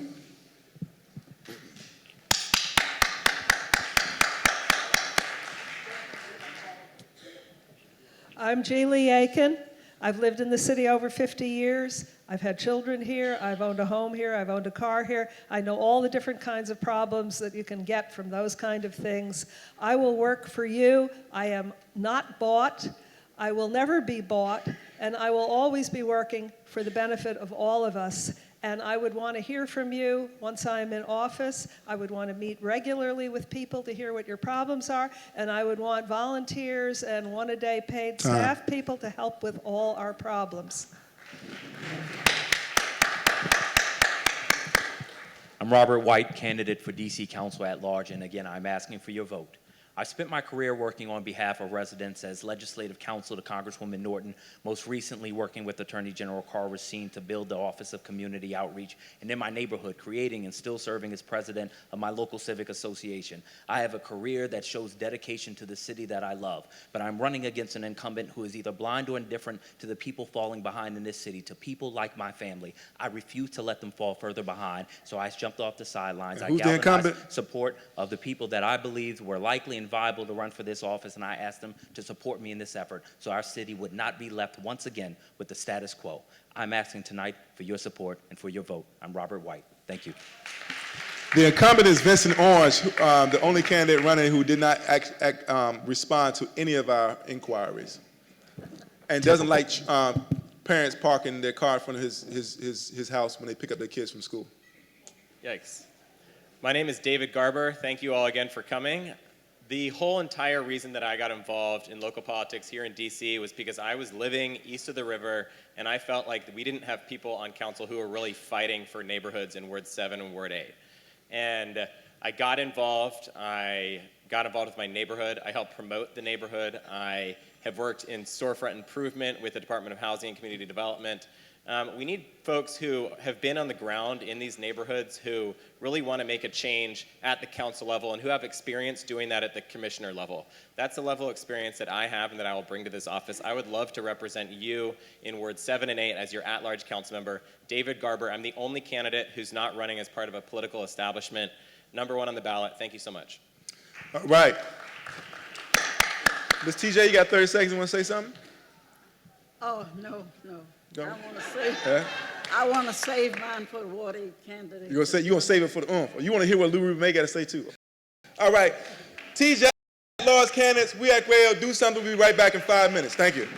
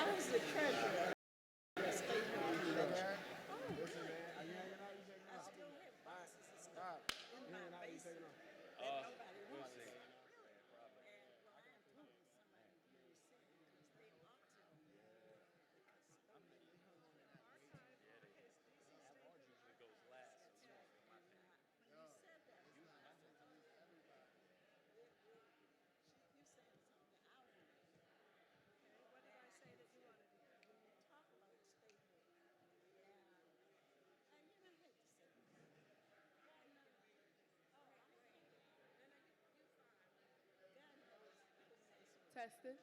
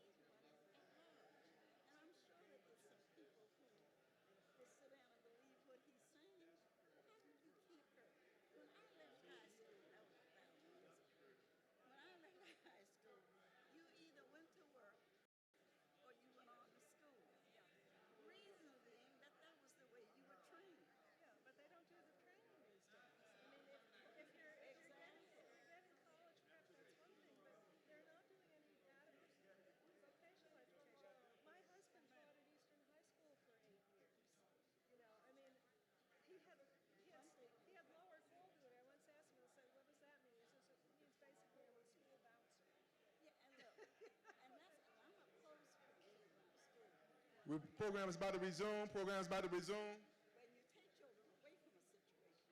Program is about to resume. I got you. I got to get you an audience first. Okay. While we are taking our seats, conversations on race, gun violence, and holistic community service approaches for National Gun Violence Awareness Day. We are orange. That's not Vincent Orange, y'all, but we are orange for victims and solutions. Histories, current situations, and solutions differ in different communities. Educators, community leaders, and artists discuss approaches to understanding and reducing gun violence and its impact in urban centers. June 1st, that's tomorrow, y'all, 8 to 9 p.m. Say it with your chest. We have a program, Say It With Your Chest, tomorrow from 8 to 9 p.m. And June 2nd, you can join the Education Town Hall with Jennifer Nelson. Jennifer Nelson, if you don't know, is an incredible artist, longtime DC treasure. She's currently with the Mosaic Theater. For those who don't know, and a few people who are listening, Mosaic Theater was created by Ari Roth. Ari Roth was the director, I don't know if he was the founding director or not, but he was the director of the Jewish Community Center. Am I saying this right, Professor? Jewish Community Center. And because of his outspokenness, and as a Jewish Community Center, he was putting on too many productions that had blistering critiques of the Israeli-Palestinian conflict. And because of his stance and the controversy regarding his work, he was summarily fired. And he started his own production company with no money. Well, of course, he's still Jewish, so he got some connections. But Jennifer Nelson took a pay cut off principle to go with him. She could have stayed there, probably replaced him and made more money. But she, off principle, left with him. Y'all remember that scene from Jerry Maguire, Who's Coming With Me? Yeah. Y'all remember that? Now, let's be real. We got to understand that how many of us in this audience are really, truly free if we know deep in our heart that we for sale to the highest bidder? How many of y'all, if your name was Edward Snowden, would still be on the beach in Hawaii making 6 figures with your Hawaiian girlfriend, spying on everybody illegally, and keep your mouth closed? How many of us in this room, I wonder, would have the audacity to do what he did? We need to understand that. This is about, capitalism is an extreme, callous game. When I did, I'm waiting for people to come back in. That's why I'm talking. We want to resume this panel. It's a very important panel. Hopefully the video will allow me some courtesy as we go over slightly. Trying to get the audience back into the room. We still have more people in the lobby than we do in the audience, and I want to respect the people that's here. Ms. TJ, you got to go? Okay, I come get you right now. There are Jennifer Bryant, JB from WPFW is going to be moderating this panel. But before she do, we're going to bring up back Ambrose Lay Jr. to read Councilwoman LaRuby May's statement confirming her commitment to preventing displacement. And to her credit, y'all, to her credit, she has actually co-sponsored legislation called the Displacement Prevention Zone. I wonder where she got that from. You don't see it. On the back it says Displacement Free Zone. Oh, Ambrose had to leave? Oh, Ambrose had to leave. Okay, I'm sorry. So are you going to read the letter, or would you like me? See, because of principles, she's just like Jennifer Nelson. She is refusing to read the statement. So I'll read the statement. But before we go to that, do you have the statement? Did he leave the statement with you? Oh, this is the statement that you just brought to me. Thank you. We start off with art. And if I don't see Skylar Red, Black, and Green Poindexter in the audience, who had the audacity to stop a bus of urban settlers who was doing speculation tours here in Ward 8, specifically in Anacostia. They stopped the bus. Let me paint a picture for you guys real quick. 2004, I was working for Ralph Nader in New York. For those who don't know, Ralph Nader is a consumer advocate. Some people want to accuse him of being the spoiler that ruined Al Gore's presidential election and brought us George Bush, that is the establishment pimping you. Because the reality is, first of all, is his right to run. The reality is that what he was saying was true. And the reality is George Bush's brother was the governor of Florida, which was the one that was contested and stolen in elections and miscounted ballots and disenfranchised voters. Can everybody say voter disenfranchisement? If vote wasn't important, they wouldn't be working so hard to prevent us from voting. Everybody say paper ballot. Not computerized voting machines. Thank you, Nefa. But my point was this. I was working in New York. I was doing a table at an event with Ralph Nader. And as we was leaving the venue, we was in Harlem. You know Harlem, it used to be a black town in New York, black neighborhood in New York, until Clinton opened an office there. But we came outside and there was three buses of white folks. It was about 12 o'clock, 1 o'clock in the morning. And they was touring Harlem, pointing. Now, this is not a racial thing to acknowledge what goes on. What we need to understand is that there's a historical significance of settlers displacing natives. That's the reality. And what I'm submitting to you, the whole purpose of this event here tonight is not to put up candidates that's going to save us. It's actually to identify those who are going to be willing to work with us, because we're going to have to do the work. Now, if you're not ready to do the work, that's fine. I'm glad you are here.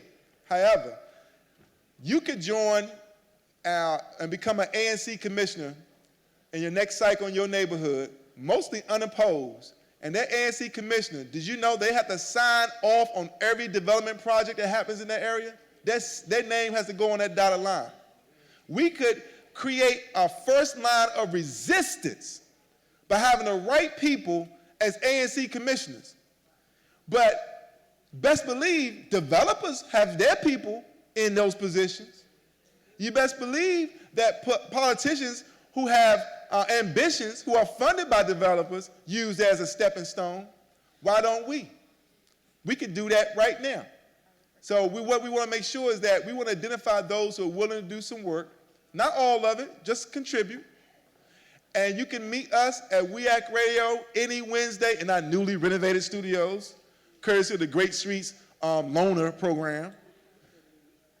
Any Wednesday from 5 to 9 p.m. or contact us at your leisure. We're looking for a few good men, you heard that before, right? To do this work. So now that we got a crowd, I could move on. I want to acknowledge that Jennifer Nelson at Mosaic Theater will be on Education Town Hall tomorrow at 11 a.m. talking about race, gun violence, and holistic community service approaches. And she took a pay cut to do her work, and I wonder how many of us would be willing to do that. Coming to the stage is an incredible poet to get us started, and I hope y'all can put your hands together without coughing for my brother and one of my heroes, one of the greatest playwrights in the nation's capital, John John.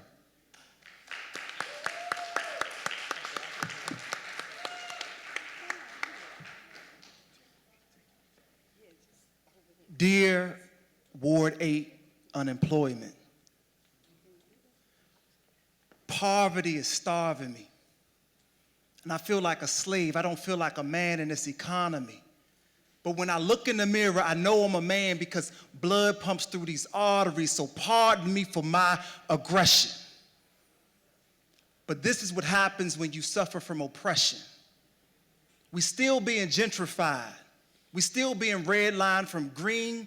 We still being redlined from Glenmont to Shady Grove. It's something shady, y'all. I think it's the shade of y'all. Your melanin. You can stamp that and mail it in. They even gentrify RG3, and he's a rich Negro. Can't imagine what they're gonna do to Berry Farms and the poor people. So while many of you guys were probably watching the NBA playoffs, I was watching Roots. And what I learned was that my ancestors worked hard, stacked brick to brick. And the young people just Amazon, scroll the mouse, internet, and click. They call them the instant microwave generation, smoke some marijuana, and no high school graduation, no job dedication, but hand-eye coordination, quick on that PlayStation. PlayStation 2, man, I can't wait for the PlayStation 3 or the iPhone, me. My ancestors just wanted to be free. Free like your nights and weekend cell phone planes. Got welts on their back for being African when they wanted to be treated like a man. So now we drown our sorrows in beer we get from the liquor store because we know we came here on a boat we ain't getting no ticket for. So dear unemployment, poverty starving me, and I don't feel like a man in this economy, but every time I look in the mirror, I know I'm a man because blood pumps through these arteries, so pardon me for my aggression. But this is what happens when you suffer from oppression. Thank you.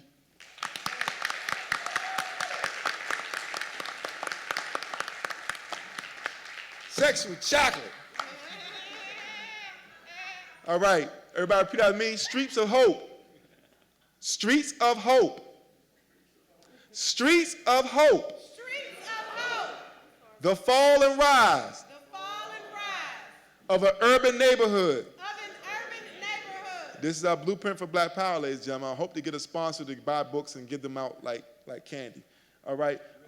One of the other things that displacement is doing is health-wise. That's why we have food deserts. That's why we have the highest incidence of everything negative you can think of except skin cancer. So I want to make sure that people acknowledge that we have May is Stroke Awareness Month. So before we bring the panel out, I want to make sure we have someone to acknowledge that. And stroke is not just for your grandma. If you think I'm playing, go to Children's Hospital. They have a stroke ward. All right?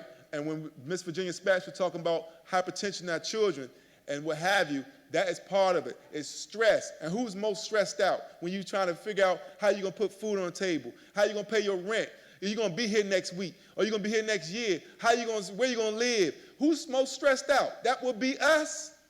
So coming to the stage, I'll let you introduce yourself, brother. Stroke survivor. Good evening. How you doing? My name is Roderick Dunston. I'm a two-time stroke survivor. I'm the president and founder of the Roderick Dunston Foundation. I was coming to you to tell you a few topics and a few facts right now. That stroke is the 5th leading cause of death among Americans in the United States. It's the 3rd leading cause of death for African American women. How many of y'all know that there's more women dying from stroke than breast cancer? A lot of people didn't know that May is National Stroke Awareness Month, but it is. We need to educate ourselves. I'm a 2-time stroke survivor and proud to be standing here right now because when I had my stroke, not only did I have an aneurysm, but only 15% of my heart was working because at the time, the stroke had put so much fluid in my body that I was placed on the heart transplant list because my heart had so much fluid in it, it was only pumping 15%.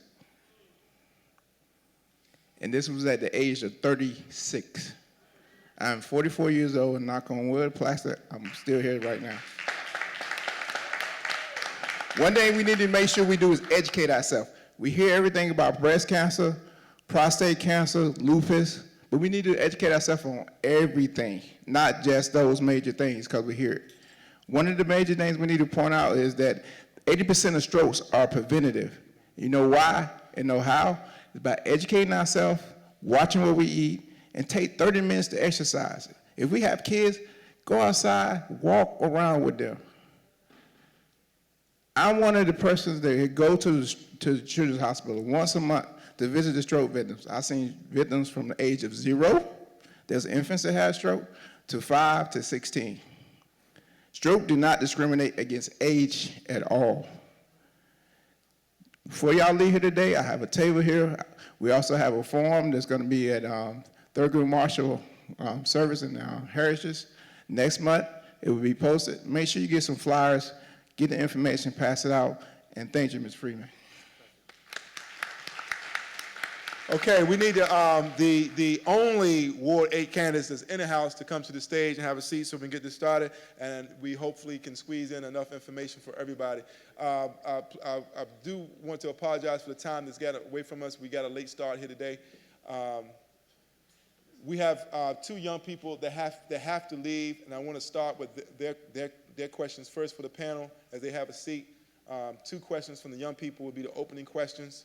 And before we go to the questions, I want to read the statement from Ward 8 Councilmember incumbent LaRuby May.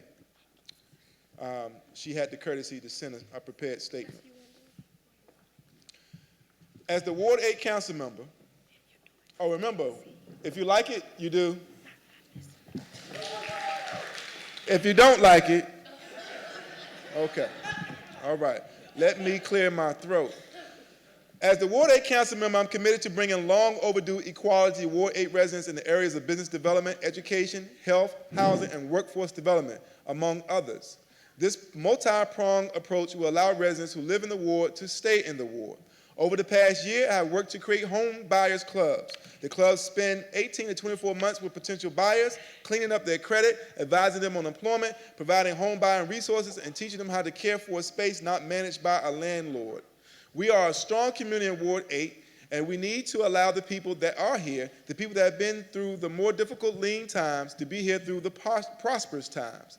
I introduced the Social Equity Empowered Dreams, that's SEED Act, in March. It aims to help residents and employers stay in Ward 8 despite rising living costs. Employers will receive a $2,500 tax incentive if they hired someone from a youth employment program, and a $3,000 tax credit if they hired a person returning from a jail sentence, and a $3,500 tax credit if they hired a veteran, senior, or homeless person. In April, I co-introduced another bill to help Ward 8 residents, specifically around the St. Elizabeth's campus, stay in the area despite rises in housing costs. The Displacement Prevention Amendment Act would double the Schedule H threshold of income tax credit for renters and homeowners in the zone around the campus, and it will offer legal help for anyone wanting to buy or stay in their homes. I work for transformative legislation like this because it's important to invest in the people and culture already living in Ward 8. As change happens, I want Ward 8 residents to be the first in line.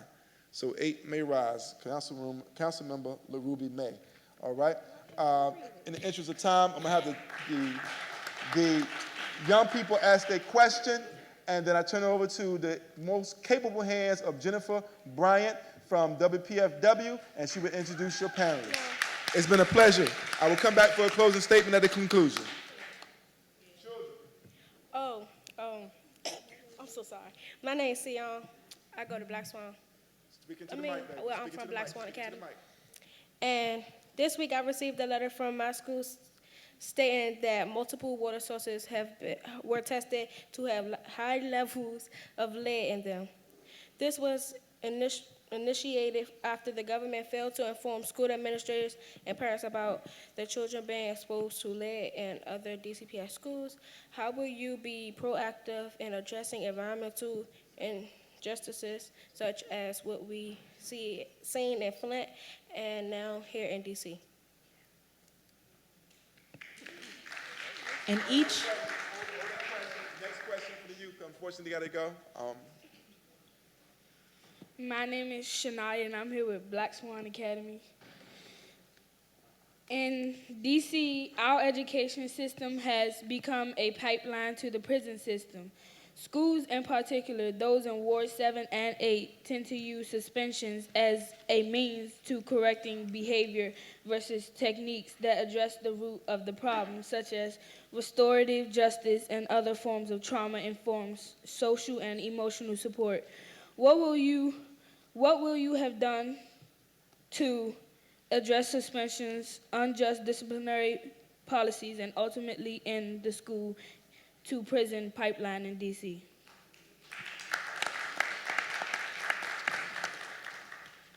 So for this portion of the forum, each candidate will have 2 minutes to respond. And as you respond to the youth from Black Swan Academy, please begin by just introducing yourself.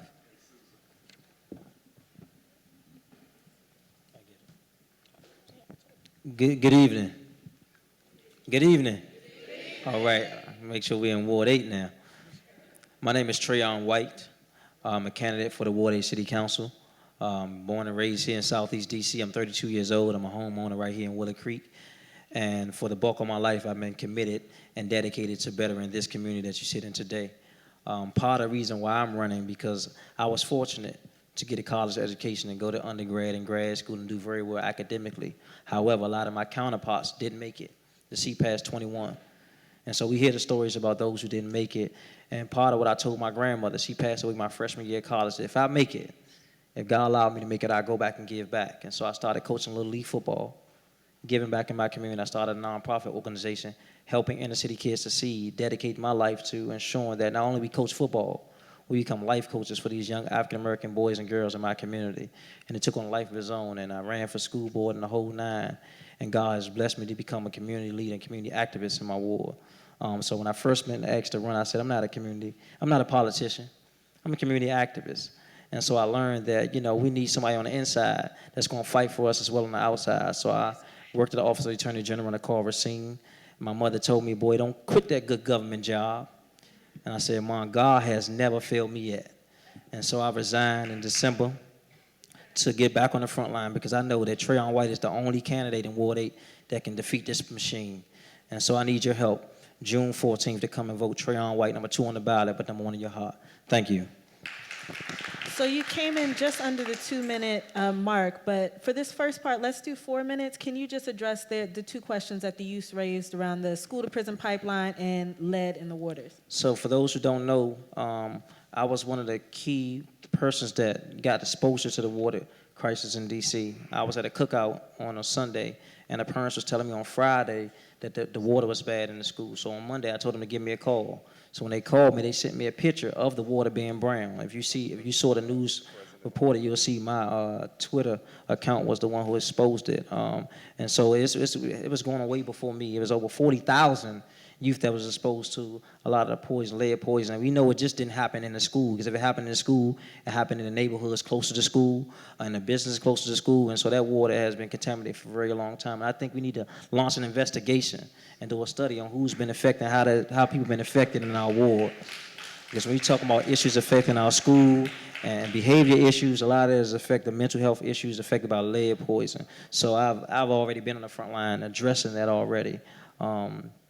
So I want to speak to that. And what's the next question? Their second question was about the school-to-prison pipeline.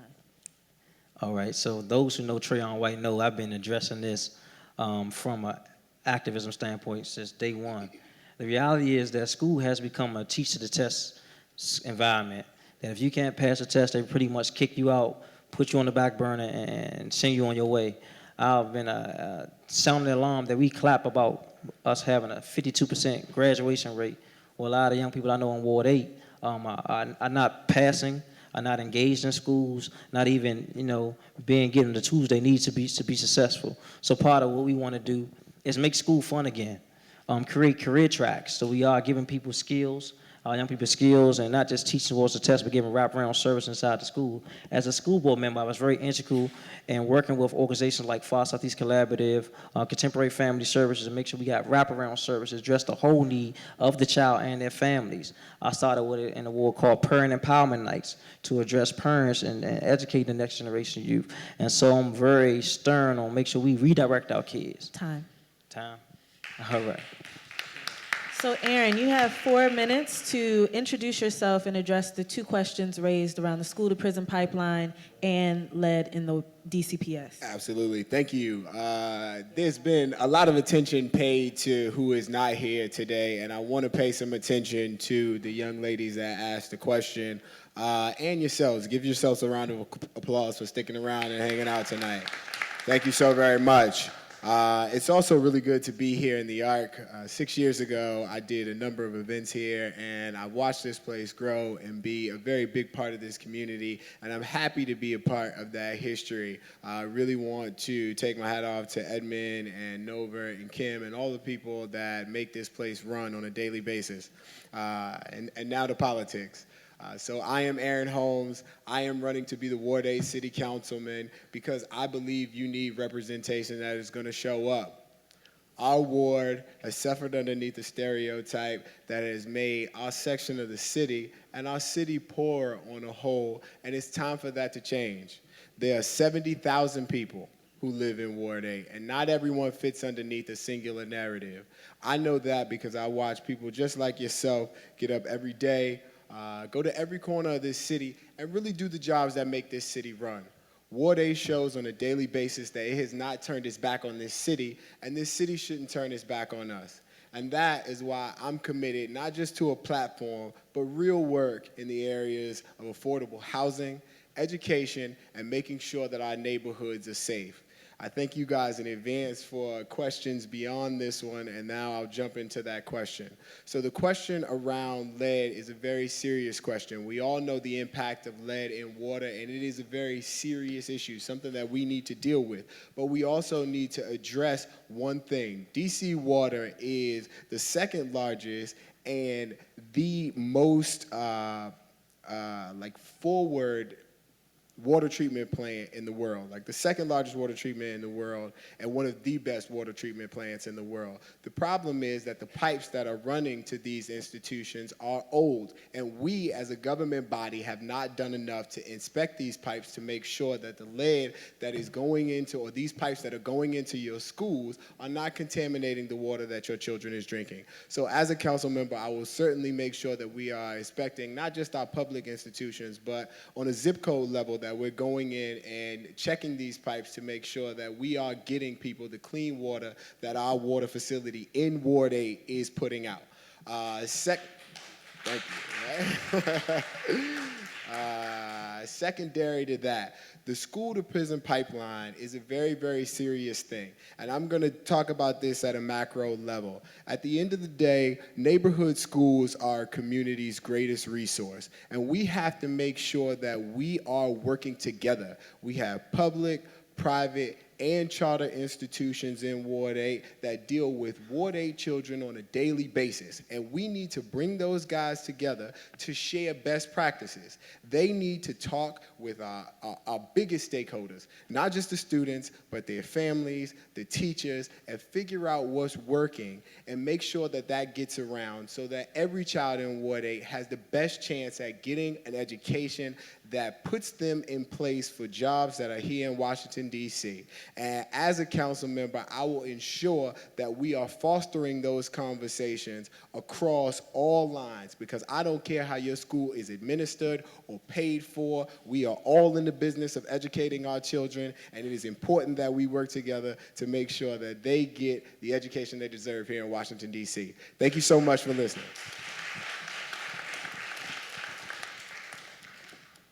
Good evening. My name is Bonita Good, and I'm running for Councilor Ward 8 because I got tired of seeing the things happen and nothing changed. So the only way to try to make a change is to get involved. So I stepped in the race to get involved to see what I could do. I have a strong desire to make a change. I have a Bachelor's of Science degree. I also have worked with a lot of unions, and I've worked with a lot of retirement facilities and retirement systems. My main thing is that we need to start educating ourselves and being ready to start changing ourselves to get to be a better place. My slogan is Fresh Starts, New Beginning, because Fresh Starts, New Beginning means change. It is very important for us to look at what we're doing and how we're doing it. I noticed that most of this now has been like a popularity or money campaign or election. I feel bad about that because it was a whole lot of people that did not vote in our last election, and we really thinking it's still a campaign. Look at how many people did not vote and participate. We need to grab those people and get them involved to let them know that power is in numbers. It's very important for us not to lose interest in what we are doing and how we're going to make a change. So I'm asking everybody to take a look, read, make sure you look at what's going on around you, not just look at popularity, not look at that, read. There's a lot of things that's going on. If you read about each candidate, there's a lot of things going on that you need to know and need to share with other people. When you leave here tonight, go back and tell somebody, oh, the forum was good, it might have been enough people. Let people know, you know, the election is coming up, and there's a lot of polling places have changed. People do not know that. They have to read the voter guide, but we have to share information. As far as the water problem in the schools, I will try to make sure that we also work with the waterworks and water department to make sure that they are doing things in the school they're supposed to do when they're supposed to do it, and work with the school system to make sure the testing and everything is done. We have to make sure we stay on top of things. That'll be my first step in that. As far as the schools and the curriculum, that's one of my main concerns. As far as bringing interest into the school for the kids to learn, that's important. We need to bring more art programs. We need to bring more music into it. We need to have kids get interested in seeing what they can get, what they can do. Know the future is a great thing to be in. Know that they have the knowledge. Give themselves confidence to do what they need to do. Thank you. My name is Benita Good. Thank you all. So there are 4 questions that we have here for each of the panelists, and they'll each get 2 minutes to respond, and then we'll go to the audience members who have questions on the side. The first question is around equitable development and housing. There are currently 74 city-owned, vacant, and abandoned properties in Ward 8 in the Department of Housing and Community Development's Property Acquisition and Disposition Division, also known as PAD. What are your plans for these PAD properties? And you can go in any order, and you each have 2 minutes.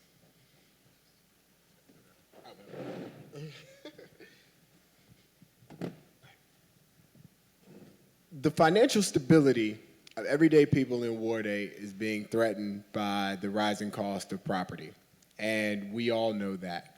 Everyday people are being forced to make decisions about food or medicine or keeping a roof over their head, and that's something that we need to change. We need to make sure that we are using DC's land bank creatively to grow our affordable housing stock, which we are not doing right now. We also need to make sure that we are providing the kind of tax relief for folks who have been in these neighborhoods for a long time so that they have an opportunity to stay in these neighborhoods. What you haven't seen from government today is tax relief that is relative to your rise, the rapid rise in market rates in Washington, D.C. What I'm proposing is loop tax relief. That is long-term owner occupancy property tax relief for individuals who have been in D.C. for a long time, and it's immediate. The things that you hear the council member talking about in terms of displacement zones are tax credits that max out at $1,000 that you can't get until 2020, and we can all do the math there. There's no way that you are going to be able to stay in your home with a $1,000 tax credit that you can't get until 4 years from now. We need to make sure that we're protecting the residents that have been here for a long time right now, and as council member, I will do that immediately. Thank you.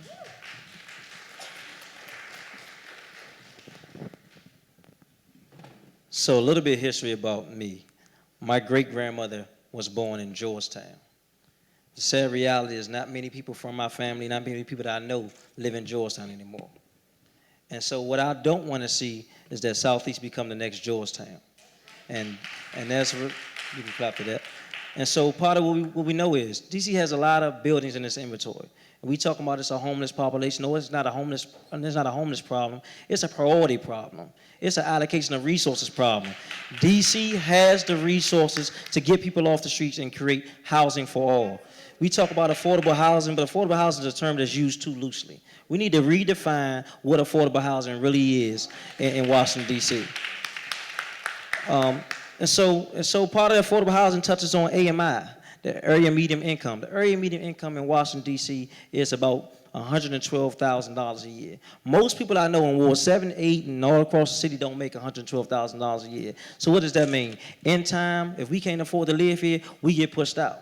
So why? That's one of the reasons why I'm running, to ensure that we can just create displacement-free zones, to ensure that those properties that are close to high development, taxes get froze, and we get tax incentives with not just in 2 years, but just annually, to make sure we get money back on our taxes to be able to afford to live here and stay here. Because if we get pushed out, I won't be able to get your support, won't be able to get your vote. Because I hear a lot of singers saying is that I don't have the disposable income. So when you got to pay more for housing, you pay less for your rent. Less time?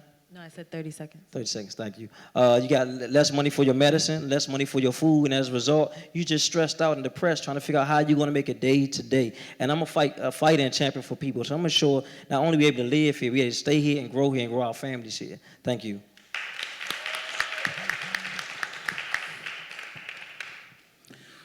Well, first of all, we have to change the way we think and the way we look at situations. First of all, we need to change the low income and affordable housing. What does that name really mean? What does it relate to? How does it fit your pocketbook? Because you have those titles and those names. There are situations where people are in every day trying to survive and make ends meet. But you know what they say all the time, you're not never supposed to say you're broke. You're not never supposed to say you don't have, because you're supposed to believe in the man above. So we need to start going to our ANC meetings. We need to start pushing for things. We need to stand together and strengthen ourselves. We have to start somewhere within ourselves. That is one of my main things. We have to change among ourselves. We have to back each other up. We have to support each other. With the housing the way it is now, back in 2009, if you look it up, the budget, when they cut the budget, they cut low housing. That was already done a long time ago. So now what we have to look at is what's going on with the budget now, where they have placed, where the council has placed everybody, what are they thinking about, and put our emphasis and time in that to make a change to where we are now. It's not too late. There can be changes, but we also have to stay focused. And when we stand strong on telling them we want to make a change, we have to let them know. We don't back away. We don't walk away. We stand there. We be firm about everything we do. That's the way we're going to have to do things. There are plenty of vacant houses. We need to see what they're doing with them. We can do what they're doing. There are so many places that we can go. There are so many things that can be done. My biggest thing is pushing people out of the houses they're in and not having a place to come back. Contractors coming in. We have to make sure that we stay on top of the contractors and make sure they're giving something back to us when they say they're coming to do something. We have to hold everybody accountable and hold everybody responsible for whatever they do and whatever they say. So my thing is, I have to be strong, stay in there, be in their face, talk, come out to meetings, and do everything I can do to help support Ward 8. In 2015, One DC released the report Trained to Death and Still Jobless, which explored the efficacy of DC's workforce development ecosystem. The report interviewed DC residents who took part in the Marriott Marquis Jobs Training Program. Many said that they collected numerous jobs training program certificates and still remain jobless. What is your specific plan to reform DC's workforce development system? Thank you. So part of what we've done in my team is we begin to scrub through what are the booming industries in Washington, D.C. And so some of the ones we found were IT, health and human services, police and security, and there was one more. I think it was around security and police. I think I said that one. But what we did was we knew that these industries, IT and the hospitality industry, are thriving in D.C. As a former school board member, what I did was I courted Microsoft. I went to a lot of their meetings and conventions and decided that if they're going to be in D.C., right here in downtown, we need to make sure they're inside of our schools. I want to use that same relationship to make sure we're creating jobs, not just training, but jobs at the end of these trainings. Because if we can get people to work, we can stop a lot of this crime.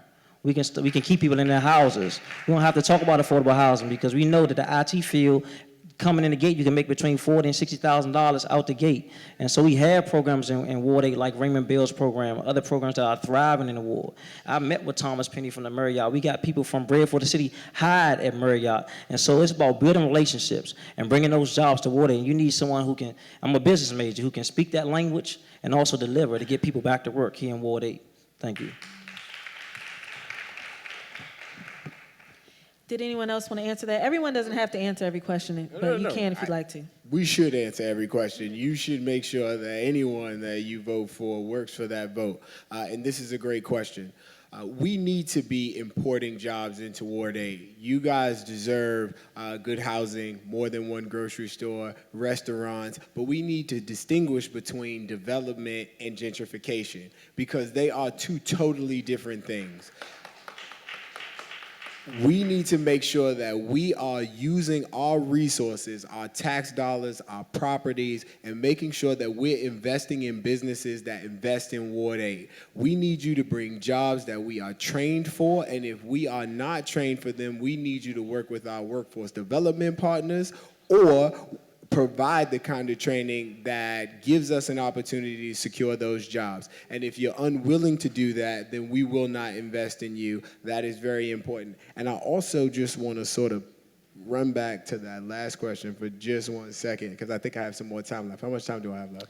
You have 55 seconds. 55 seconds. So there's a lot of talk about affordable housing and what we can do with that bank. One of the things that we haven't talked about, maybe we'll talk about it, is community land trust, even though there have been conversations about it today. So what we can do with that land bank is give it to community-owned institutions, which can develop the criteria for who gets into those homes. So AMI is a federally calibrated thing and something that we have no opportunity to change. So if the district is going to make sure that we are calibrating property around what the average income is and not what AMI is, this is the way that we can do it. That way we can increase housing stock for individuals who live in this neighborhood so that they can afford homes in Ward 8 and stay in Ward 8.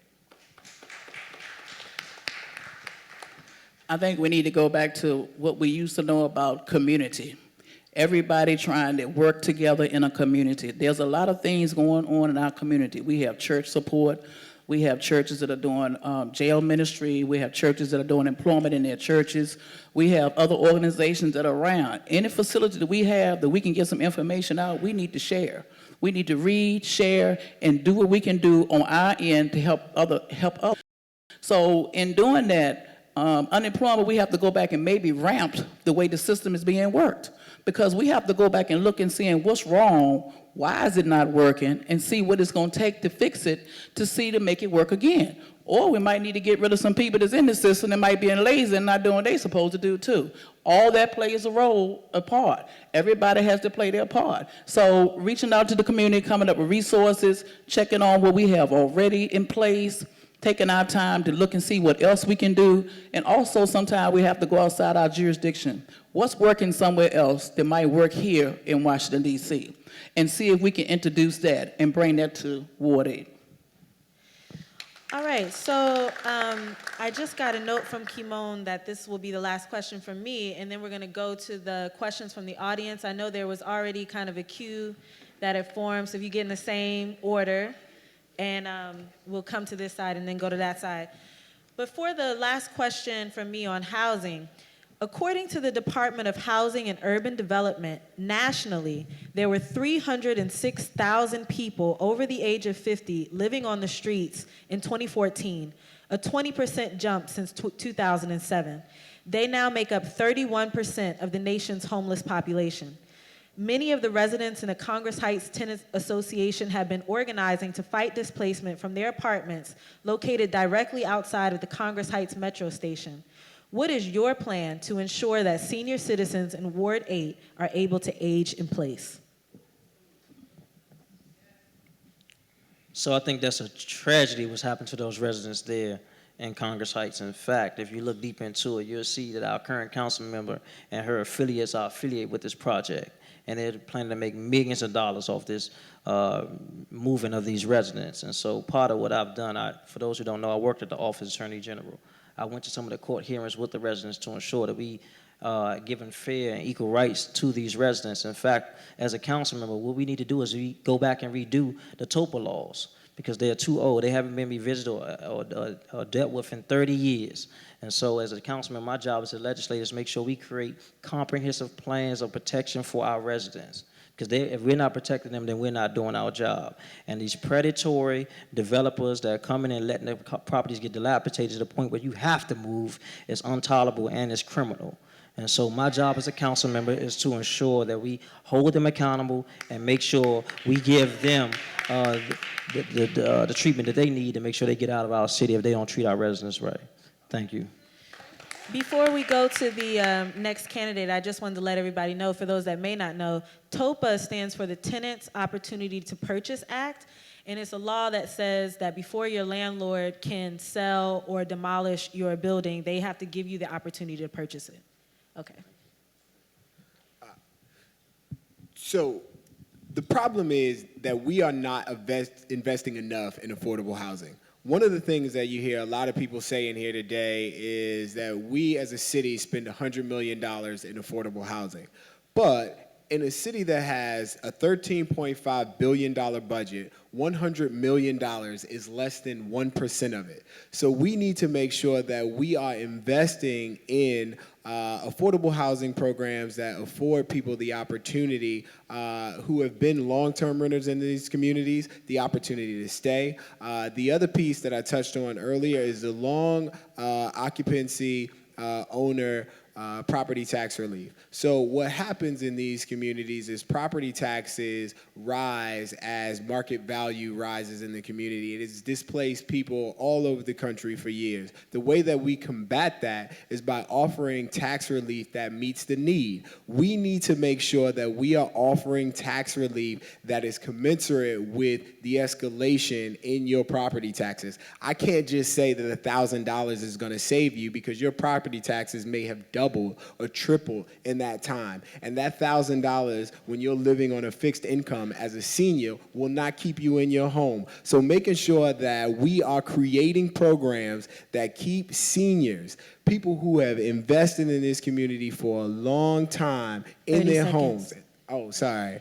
And making sure that that property tax relief also extends to their heir is an important piece. There's generational wealth that happens in these homes, and everyone should have the opportunity to take advantage of that generational wealth. And the only way we can do that is by mitigating the cost, the true cost of these property tax increases. I would like to start with trying to find a way to introduce some legislation to the point where the landlords cannot just push you out, not take care of apartments, not fix apartments, because that's what's happening over there. They're not fixing the apartments. They're not doing anything to the apartments, and nobody's being held accountable for that. And then if they want to sell, they have to be able to pay a certain fee for that. And if they're not up to date on what they're paying in fees and everything like that, then this is what the problem is. They're waiting so they can sell and they can make some money. This is the sad part about it. This is what's happening over there. Those apartments over there, people are still living in them, trying to hang in there, trying to stay in there, and they're trying to survive. But the landlord is not doing anything, and so after a while, they want you to give up, and they want you to stop, and they want you to move away. But if this is going to happen, when we bring economical growth to our area, we need to find a way to make sure that those people and anybody that is there and cannot afford to stay there have some place to go. There's no reason why we shouldn't have areas or have resources to the point whereas if we have to move, that you can go somewhere else. It should be already established. It should be already there. So we have to look at what's going on and make sure that this doesn't happen again. Also, the building over there with the economic growth, they're bringing the stadium. I mean, that's okay, but I haven't heard nothing about how many jobs we're going to have, how many jobs going to serve Ward 8. What is Ward 8 going to benefit out of it? We're just talking about jobs and employment. We don't have any information basically talking about that. And that's important too, because when they build the stadium, people from other areas are going to come in and get the jobs. And that's not right. If that's the case, they should have something in place with some typical type of training or something in place where we will be able to start, or our young people can be able to start and benefit off of having something to start out to look forward to with jobs. All right, so we're going to do a stack of questions. So we're going to take 3 questions from over here. You have 30 seconds each, and I will cut you off, but I'm a really nice person, so don't, take it personally. And then we'll have the candidates respond, and then we'll come and take 3 questions from this side. Okay, just so that we can get everyone's questions. So let's start here. You have 30 seconds to ask a question, and we'll take 3. My question is actually about the development in Ward 8. What is that? The Wizards facility. But before I get to that, let me say that I think it's a shame that you all can't run as a unit, because you're actually pretty high quality.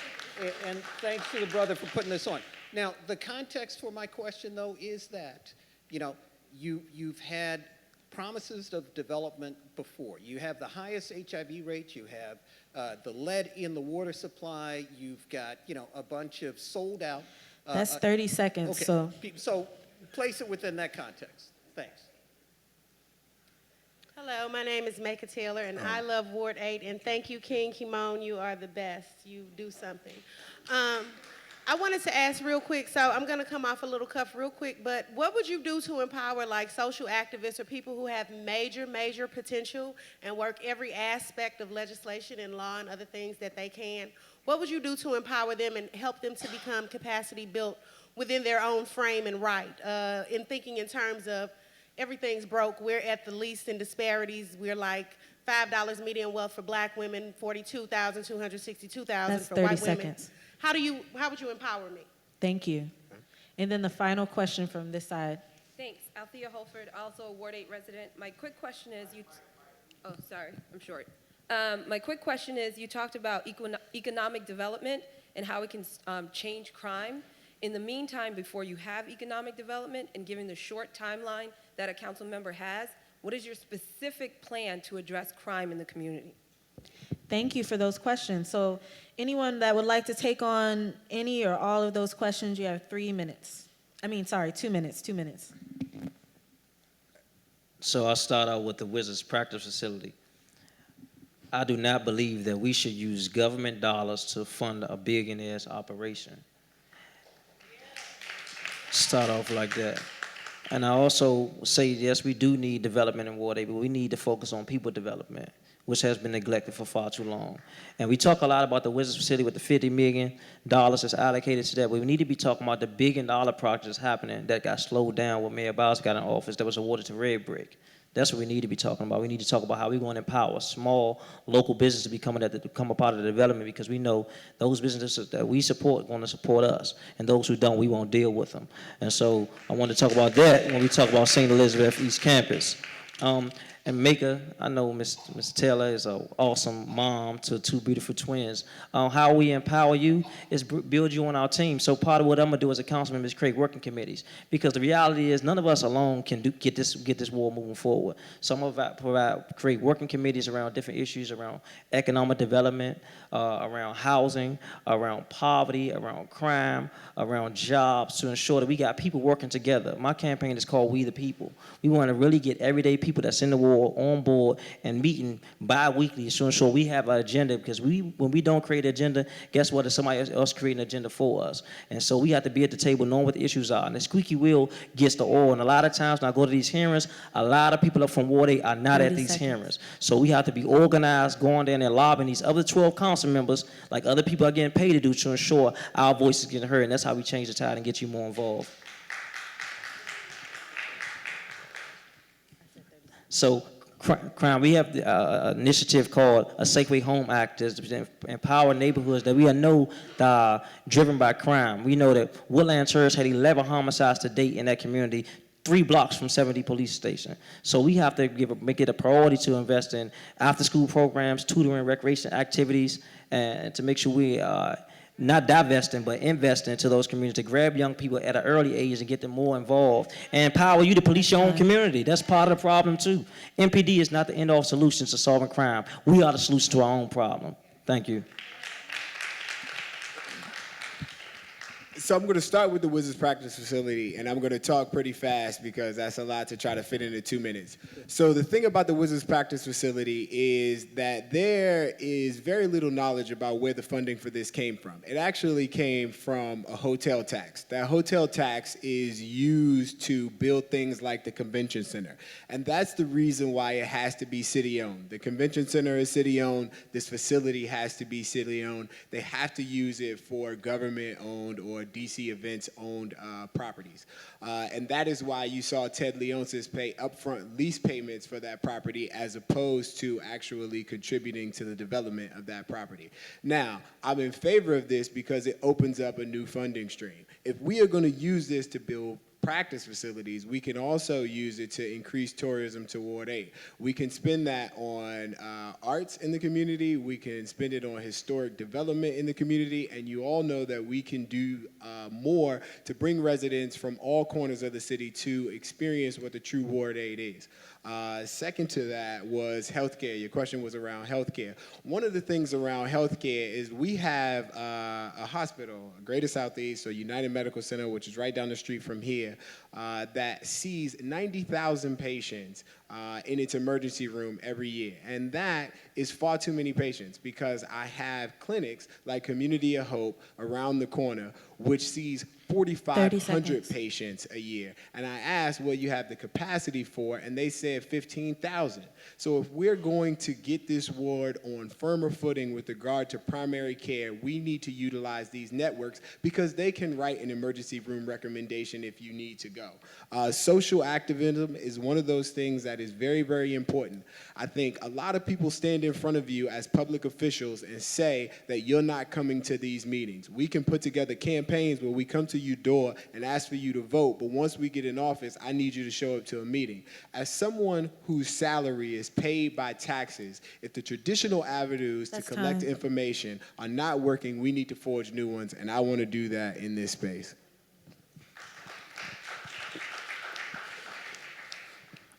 For as far as our resources and trying to get everybody involved, we have to tap into what we already have and just try to share that and get that information out. And there's a lot of ways to do that. So we have to put in the effort together and might have to come up with a few committees and some more resources about what we have, share it, put it out, find a way we can get it on the media, find a way we can get a newspaper, find a way we can get it in our community, our churches, and everywhere else. And then we have to play a role too in sharing, like I said before. The crime, the crime is one of the biggest things in the district in Ward 8. So some of us, we're gonna have to go back to the basics. We might have to go back into the rules and tighten the rules up or go back to structures that we had in place once before. We might have to go back to the curfews for the young adults. We might have to go back to a lot of things. The police used to be out with the lights out once before. We might have to go back to that. You know, I hope nothing don't happen at your house. we might have to go back to that. We have to tighten up what we have and figure that we can always have something done and talk to the police force, find out what's going on. They came to a meeting at the Temple of Praise, and they talked to everybody there and showed and talked and said what they do and how they do it. So these are things and information that we have to get out.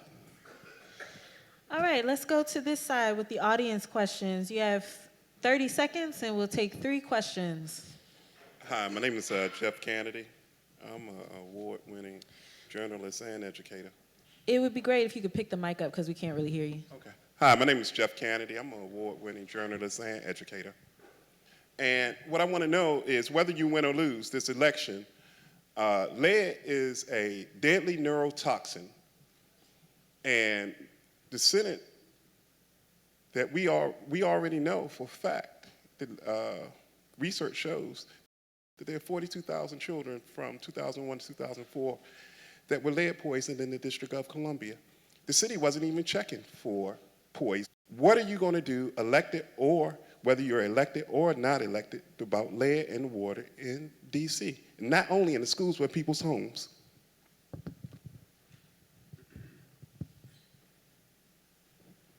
How y'all doing? My name is Zachary Johnson. I'm a resident from Ward 8, a college student, and I had this question to ask you all. Will DC statehood affect college students' DC tag funding? And if so, what agenda do we have in place that will substitute DC tag grants?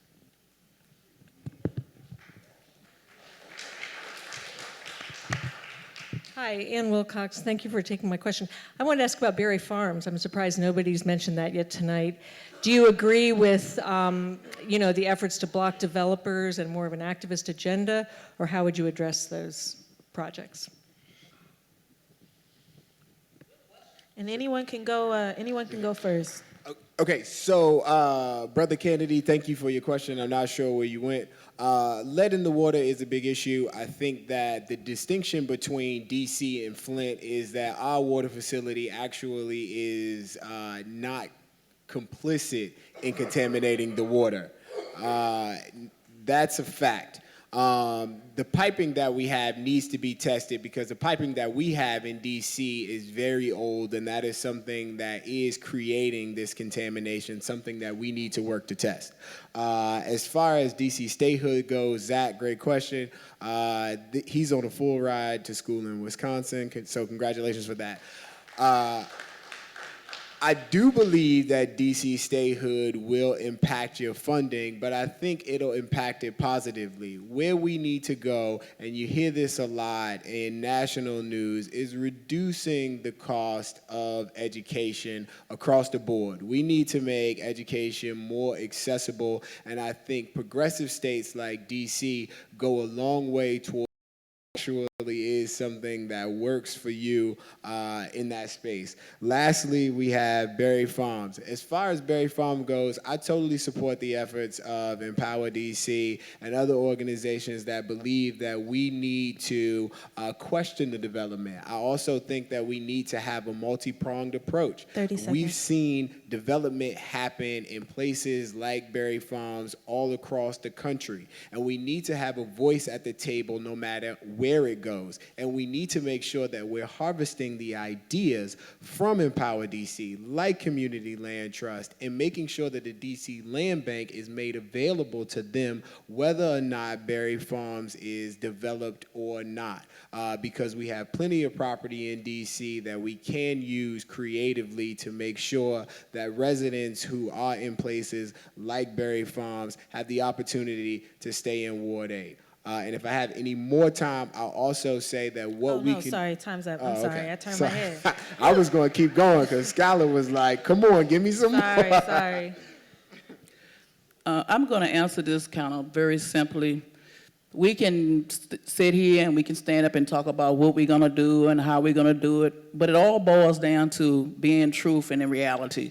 When you first get in the office, some things you're not going to be able to do. You're not going to be able to make some changes. All you can do is try to listen to what the people said, support what the people said, put it out there, and try to make sure you stay strong with your constituents. And then you have to also see what the council has already had in place. In order, you take 7 votes in order to get something done, along with sometimes the large city councils at large, to get things done. So some of it is going to have to take some research, some of it, and tap into who everybody has to work together, no matter what ward you're in. So that's basically my comment on that. Thank you. So, Mr. Kennedy, yes, I've already been on the fight about the lead poison, but I want to go even further as a councilman to call for a full-fledged investigation and even testify young people who have been affected by lead in those residents in those close proximities. We know that they talked about it went from 3 schools to 12 schools, so it's already been picking up traction, but we got to still apply pressure and hold them accountable and make sure that we are keeping them accountable what's going on with our communities and our water, because water is important. People talk about a lot of different things, but you need water to survive as a part of human nature, so we must never take that lightly. Ms. Wilcox, Mr. Johnson, I'm sorry. I think that we have to fight for statehood without a shadow of doubt, because we're paying some of the highest taxes in the country and don't even have any autonomy on what we do. As a former state board of education rep, I noticed that we were cutting down our funding for DC Tag and DC Leap, because they said that studies showed that only 9% of our students would graduate in a 4-year time. And so we have to, that's a divestment. So we need to have more investment in our young people. One of the reasons I was able to go to college is because of those type of resources. So we need to give more and incentivize more and even create a fund. We can have emergency funds for books and things like that. I think with statehood, we have more autonomy on how we use our money and don't have to wait for the federal government to approve or disapprove our decision in D.C. So I'm in favor of statehood 110%. Last question is Berry Farms. I think that we have to guarantee that Berry Farms residents can grow and stay as development happens. If we don't do that, we're doing disservice to those who have been there for years and years. Like Mr. Senka, I've talked to him several times. He's afraid that he's going to get pushed out. We know that they're not only going to get pushed out, they're getting pushed out already. It's something that already got transferred out and moved out that hasn't been talked about or addressed. We need to have a tracking mechanism where we can track where they are and make sure they have a guaranteed spot back in Berry Farms. We know that a lot of new development is not for the residents of Berry Farms, and so we need to stop playing games and put mechanisms in place as a legislature to ensure that we can bring our people back home to stay here, live here, and grow here. Thank you. Thank you. All right, so there's 5 more questions, and maybe we can get them at the same time so that we can have hear the final comments from the panelists, and then we'll have closing remarks, and then I'll turn it back over to Kimon Freeman. So 30 seconds for your question, please. Hello, everyone. My name is Kamisha Clark. I'm a candidate for Congress in Maryland's 4th Congressional District. And a lot of the communities in my district border DC, wards 8 and 7 in particular.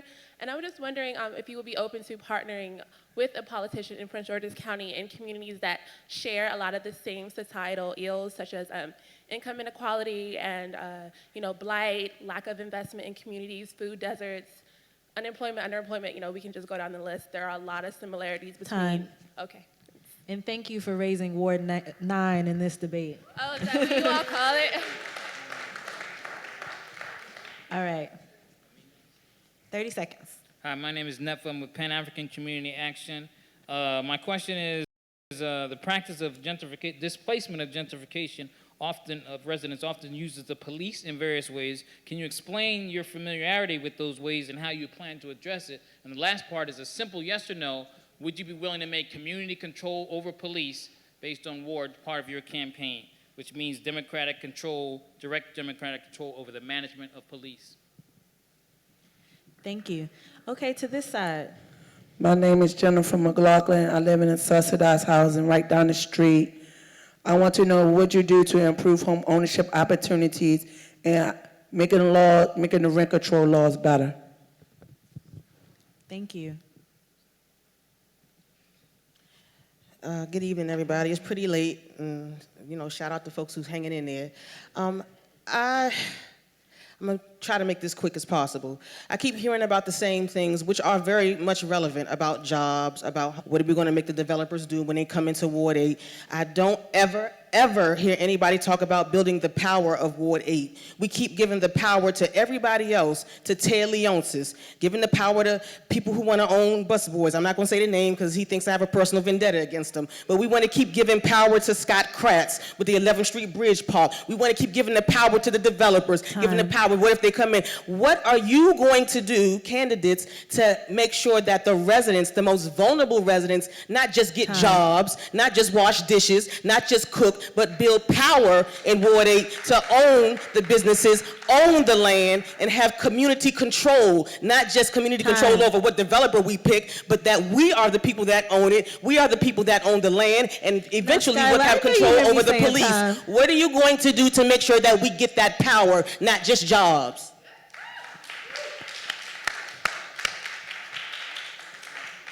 I'll try to be a bit briefer here. To go back to things that have been talked about by everybody else, home ownership, back to the original question of what to do with the 70-something properties that DHCD has in the housing stock in Anacostia. And what is your vision towards that? Is that towards home ownership, where we have less than 20% of the residents of our ward actually own their property, which would give them power if they own the property, or is it to go to more affordable or low rent housing? Thanks. 30 seconds. Greetings, this is Bishop Hambone on the microphone. I just want to kind of build on a lot of what some of the questions that already preceded me in saying that can't really continue to ask questions of you all or anywhere else that we're not sure the answer of ourselves and then get mad that you don't have the answer. So with that said, we have to be the answer to our own solution. And saying, so if there's I'm not just talking about it, you can go to saywithyourchest.com and it's a place called Kings and Queens Cafe. It's a place for the homeless to turn themselves into a business, not just ask for something. Okay. So, Kimon, I don't know how you want to structure this. Do you want people to just answer and then give their closing remarks at the same time? I think they should all get 2 minutes to answer whatever question of their choice and make a closing remark. Okay, great. Are you saying?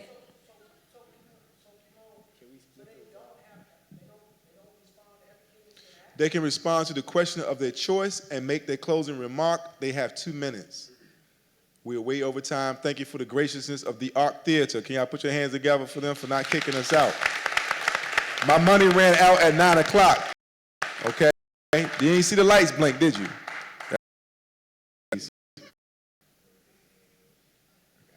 All right. So the first question was about partnering with PG County.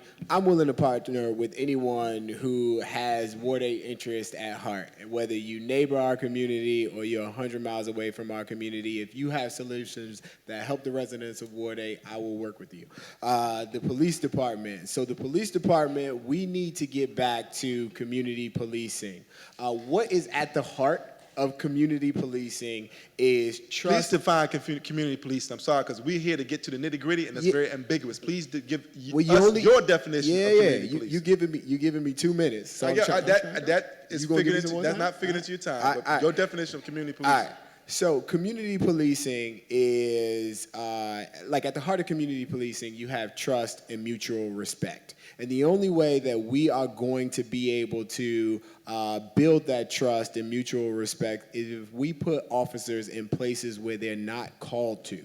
So we need police officers, the 3,500 officers that we have in the city, which is down from 5,000 that we had years ago. We need to come up with creative solutions that afford them the opportunity to meet residents in non-aggressive situations, because statistics show that if you spend time in your community, you are less likely to profile the residents of that community, and that is community policing. Thank you. To me.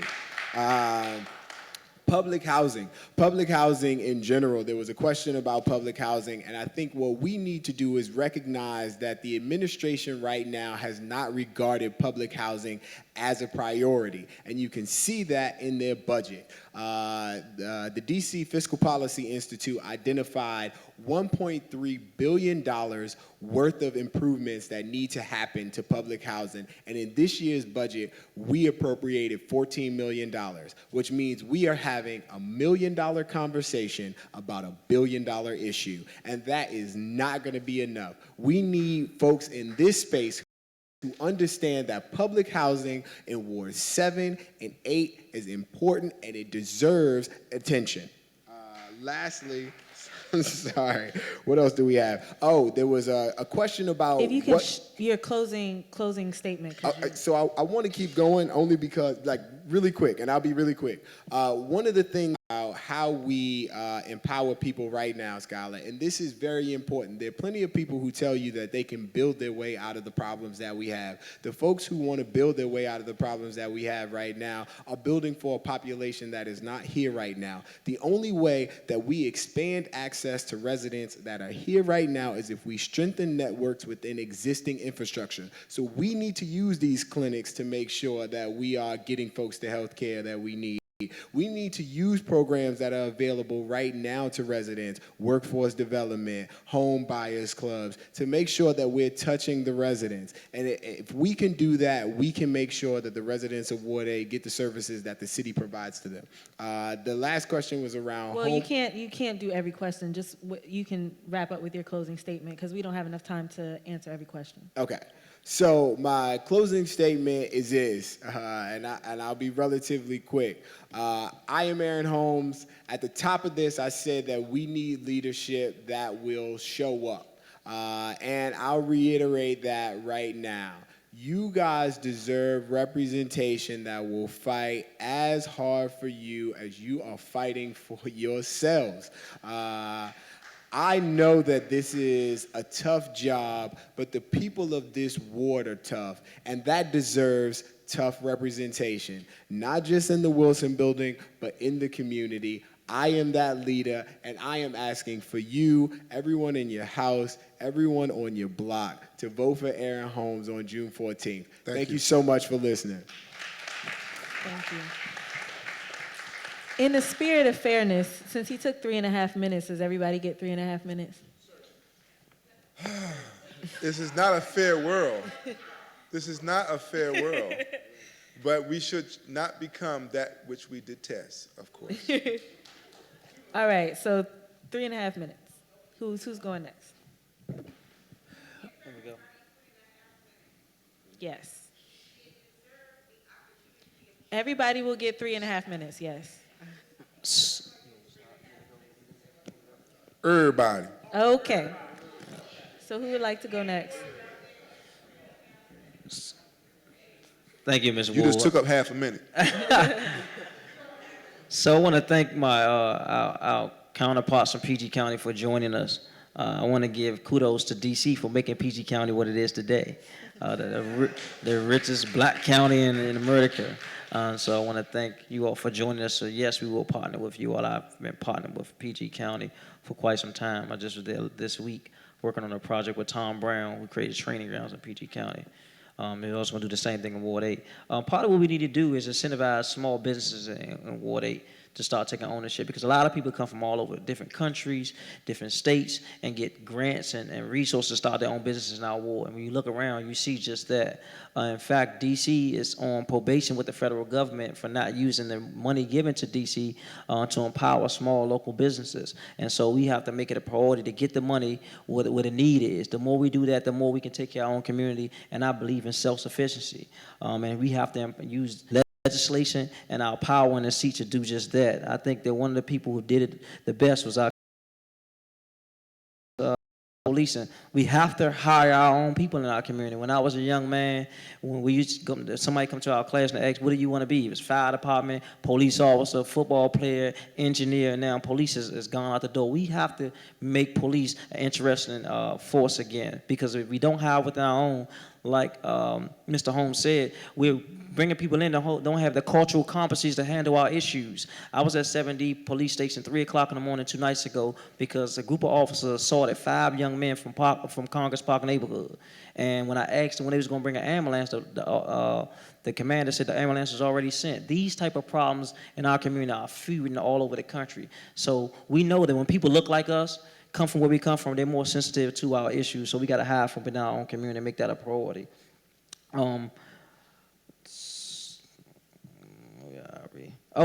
I want to say something to Skylar's point.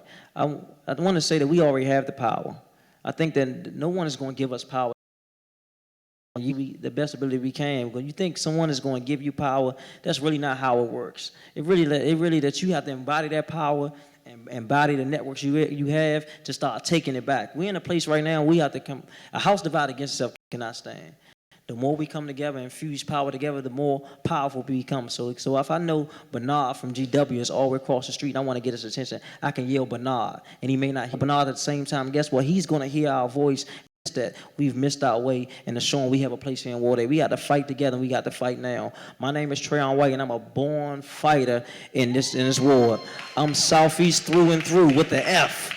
And Malcolm X said the price of freedom is death. I'm the council member that's going to die trying to make sure we get what we need in this community. And you can assure yourself that. So when you go to the ballot, vote number 2 on the ballot. That's Trayon White, the people's champ. Thank you. I got my Muhammad Ali socks on. Rumble, young man, rumble. All right. My name is Bonita Good. And fresh starts, new beginning means change. We have to first realize that we have to make a change. And also to make a change, the power, what I really want to speak on, power is in numbers. There were so many people when I went out to get my petition signed, they had lost faith. They don't believe, they don't trust, they don't want to get involved anymore. That hurt me more than anything else. Do you know how many people we're losing by that? And you can't give up. You have to come back and vote and be a part of what is going on. Have something to say. Power is in numbers. And if you also this, and you will never forget, the biggest thing that we can do now is get together and put a new person in Ward 8. Somebody new in Ward 8 where they will recognize and say, oh, this person, we didn't expect them to do anything, because one thing, we don't know how to handle them. We don't know whose pocket they're in. We don't know what's going on, because they are neutral to everything that's going on. So this is what we need to do to show and get recognized a whole lot in Ward 8. Power's in numbers. Put somebody new in there and start over. Thank you. So to Benita Good, Aaron Holmes, and Trayon White, thank you for showing up for Ward 8. Thank you to We Act the Radio audience for organizing. as well. Thank you guys to for being the audience for sticking around. And Please I turn hold it you. back. Thank you. One more time for the panel. I failed to mention two things. One, I failed to mention at the outset that we also supported, and a big thank you to Anacostia independent programming, telling the Lion story is carried on WAMU and NPR. If you have not checked it out, please do so. Also, for those who want to have a comment, didn't get a chance to comment, or want to follow up on this in the future, you can text this number, 202-335-0079. For those who being carried on We Act Radio, they have seen, I failed to announce that to the audience. So that's one great way. 0079. And again, Anacostia Unmapped. And one of the other things I failed to mention was that 95 years ago today, the ancestors lost their lives in the Tulsa, Oklahoma bombing. So when you're talking about displacement, when we talk about urban removal, we are serious. And for those who are unaware of what the Tulsa, Oklahoma bombing was, that was the Black Wall Street, where prosperous businesses, Black-owned businesses, relocated to set up their own, and outsiders who were envious of that success dropped bombs on them, murdered them, and killed them in the streets and burnt their businesses down to the ground. And then years later, they tell us we're lazy. We don't, we have the same opportunities. It's a level playing field. I want us to have a historical context to all of our conversations henceforth. I do not believe in coincidences. Today was 95 years ago to our own insurrection today. Having their annual meeting today. And this was not a malicious attack on them, even though we do need to openly acknowledge that there's a resistance of our Black parent, our young people in leaderships of power and empowerment. But they are not the enemy. We are here to work with them, respect to our elders. We're here to learn from them. That's why I brought an elder on stage. I just want to openly apologize to Anacostia Court. We have a great couple that was here who stayed the entire time. I want to acknowledge them. I want to make sure that they did not feel that this was a racist or racial motivated. Of course, Black people can't be racist because we cannot actually impede you from doing anything. You can impede us, but we can be prejudiced. But there's no prejudice here because we don't want to become that which we detest. Because white folks been going to black clubs for a long time. Black folks ain't been going to white clubs for a long time. Okay. But having said that, I want to explain something to you, how this insidious game works. They did, and you will learn in that book that a young man has in his possession, engaged in something called blockbusting. This is how they pimp both white and black. Pay attention to the game. The blockbusters come in and tell the white people, well, there's a down in your house, raping your daughter, you better move, because if you don't, the depreciation of the value, and you're going to lose $1,000 every month. So what do white people do? Well, we got to move, baby. The news moving in. And they sell their property lower than what it's actually worth in that rush to move out. Now, once that is successful and they block busting the neighborhood and it's all black, then the price, the values go down, right? Everything is minimized, right? Okay, 30 years go by, and then they come back and do the reverse hustle. They buy it cheap and sell it to these guys high. And because we can't afford to stay, now we got to go. They pimping both of us. Understand this. We are not enemies. We are working class people. And let's ladies and gentlemen, unless you can got enough money to hold you down for a year without any money coming in, you are working class, or another word.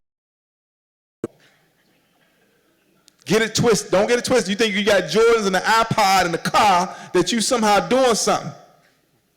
This is what we have to demystify. I am here to start a total riot because poverty is the worst form of violence. They want to talk about our kids and da-da-da-da, but we have 50% illiteracy rate east of the river.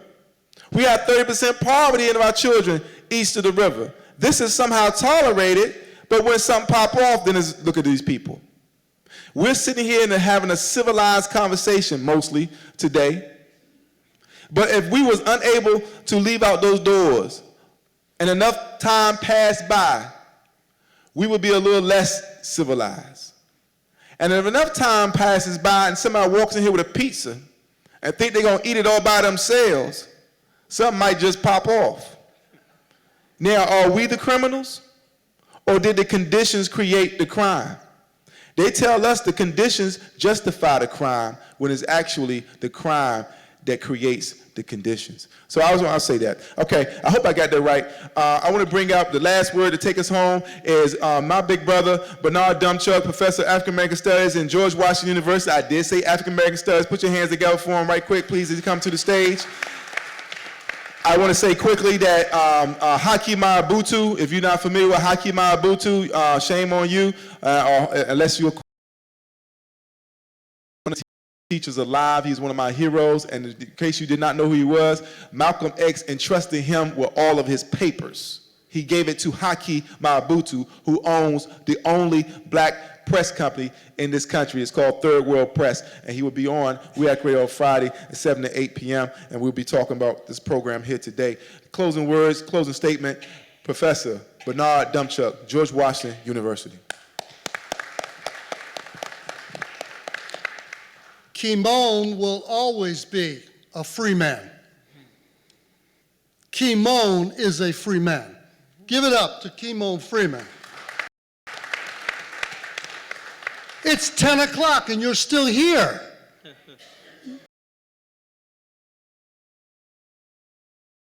Marion Barry. If we're going to be in Ward 8 talking about Ward 8, we need to say Marion Barry. I just want to close with what Kimon Freeman made very clear. If we do not know our history, we don't. This is not a forum on equitable economic development. This is a forum on understanding who is getting rich in our city.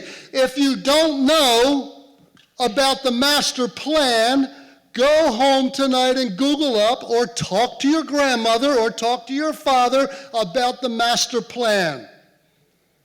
Some of you are shaking your heads. Some of the young people are going, what's he talking about?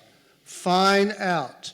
This is about equitable economic development. This country is rich, and I will close with this. This country is extremely rich. We just spent $3 trillion in wars in the Middle East that we should not be involved in, that we cannot afford, and that we cannot win.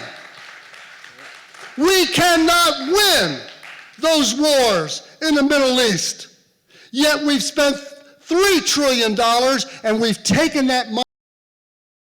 Let's not fight, as Mr. Freeman has said, let's fight with the real enemy. Ronald Reagan shifted billions of tax dollars from our social services to billionaires becoming more billionaires today. Let's be clear who the real enemies are. The real enemies are not us. The real enemies are the billionaires and the war machine. Dr. King said it very clearly. War, militarism, racism, and poverty. Those are our enemies, not ourselves. God bless Ward 8. God bless the east of the river. Thank you all.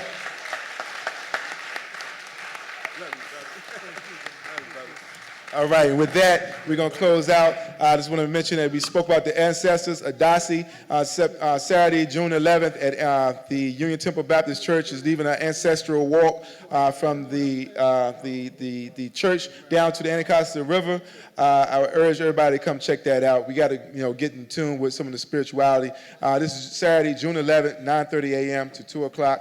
The Anacostia Park. It starts at the Union Temple Baptist Church. Of course, you can check more information out at WEAC Radio. I just want to say this, is that community development and economic development should not be mutually exclusive.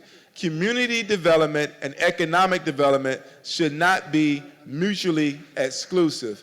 And someone's passed me a last announcement. This is my cousin, Nefa Freeman. All right, talking about community control over police entering the school to Pipeline Prison. This is this Thursday, June the 2nd, from 6:30 to 8:30 at the Northeast Neighborhood Library. That's 330 7th Street Northeast. You get more information at PAC ADMV. That's ADMV, PAC ADMV. Or you can contact WEAC Radio for more information regarding the community control over police in the school to prison to pipeline. On that note, school to prison to pipeline, you understand this, is that third grade testing scores are used to create projected prison populations and construction. And we have privatized prison, fully funded, overflowing, and schools underfunded and deplorable. So I want to put that out there. I hope someone has gained some information here tonight. I hope that you have all wrote down the name of the book, our new Bible, the blueprint for Black Power. And please follow up with WEAC Radio. You can follow us online on Facebook or Twitter, even listen to our programs. I want to thank each and every one of y'all for coming out. Get home safe. I want you to say in the words of our motto, do something. And if we all could just put your hands together for the courtesy that the Arc Theater has granted us tonight. That was very gracious of them. I want to acknowledge them. And we really appreciate all of you, and I hope to be working with you in the future to change our community for community control so that we can determine our own destiny. Rest in peace to all the ancestors who lost their life 95 years ago in the Tulsa, Oklahoma bombing. And for those who do not know, when the Gap Band sings that song, it is because of that their start right there in Tulsa, Oklahoma. I believe it was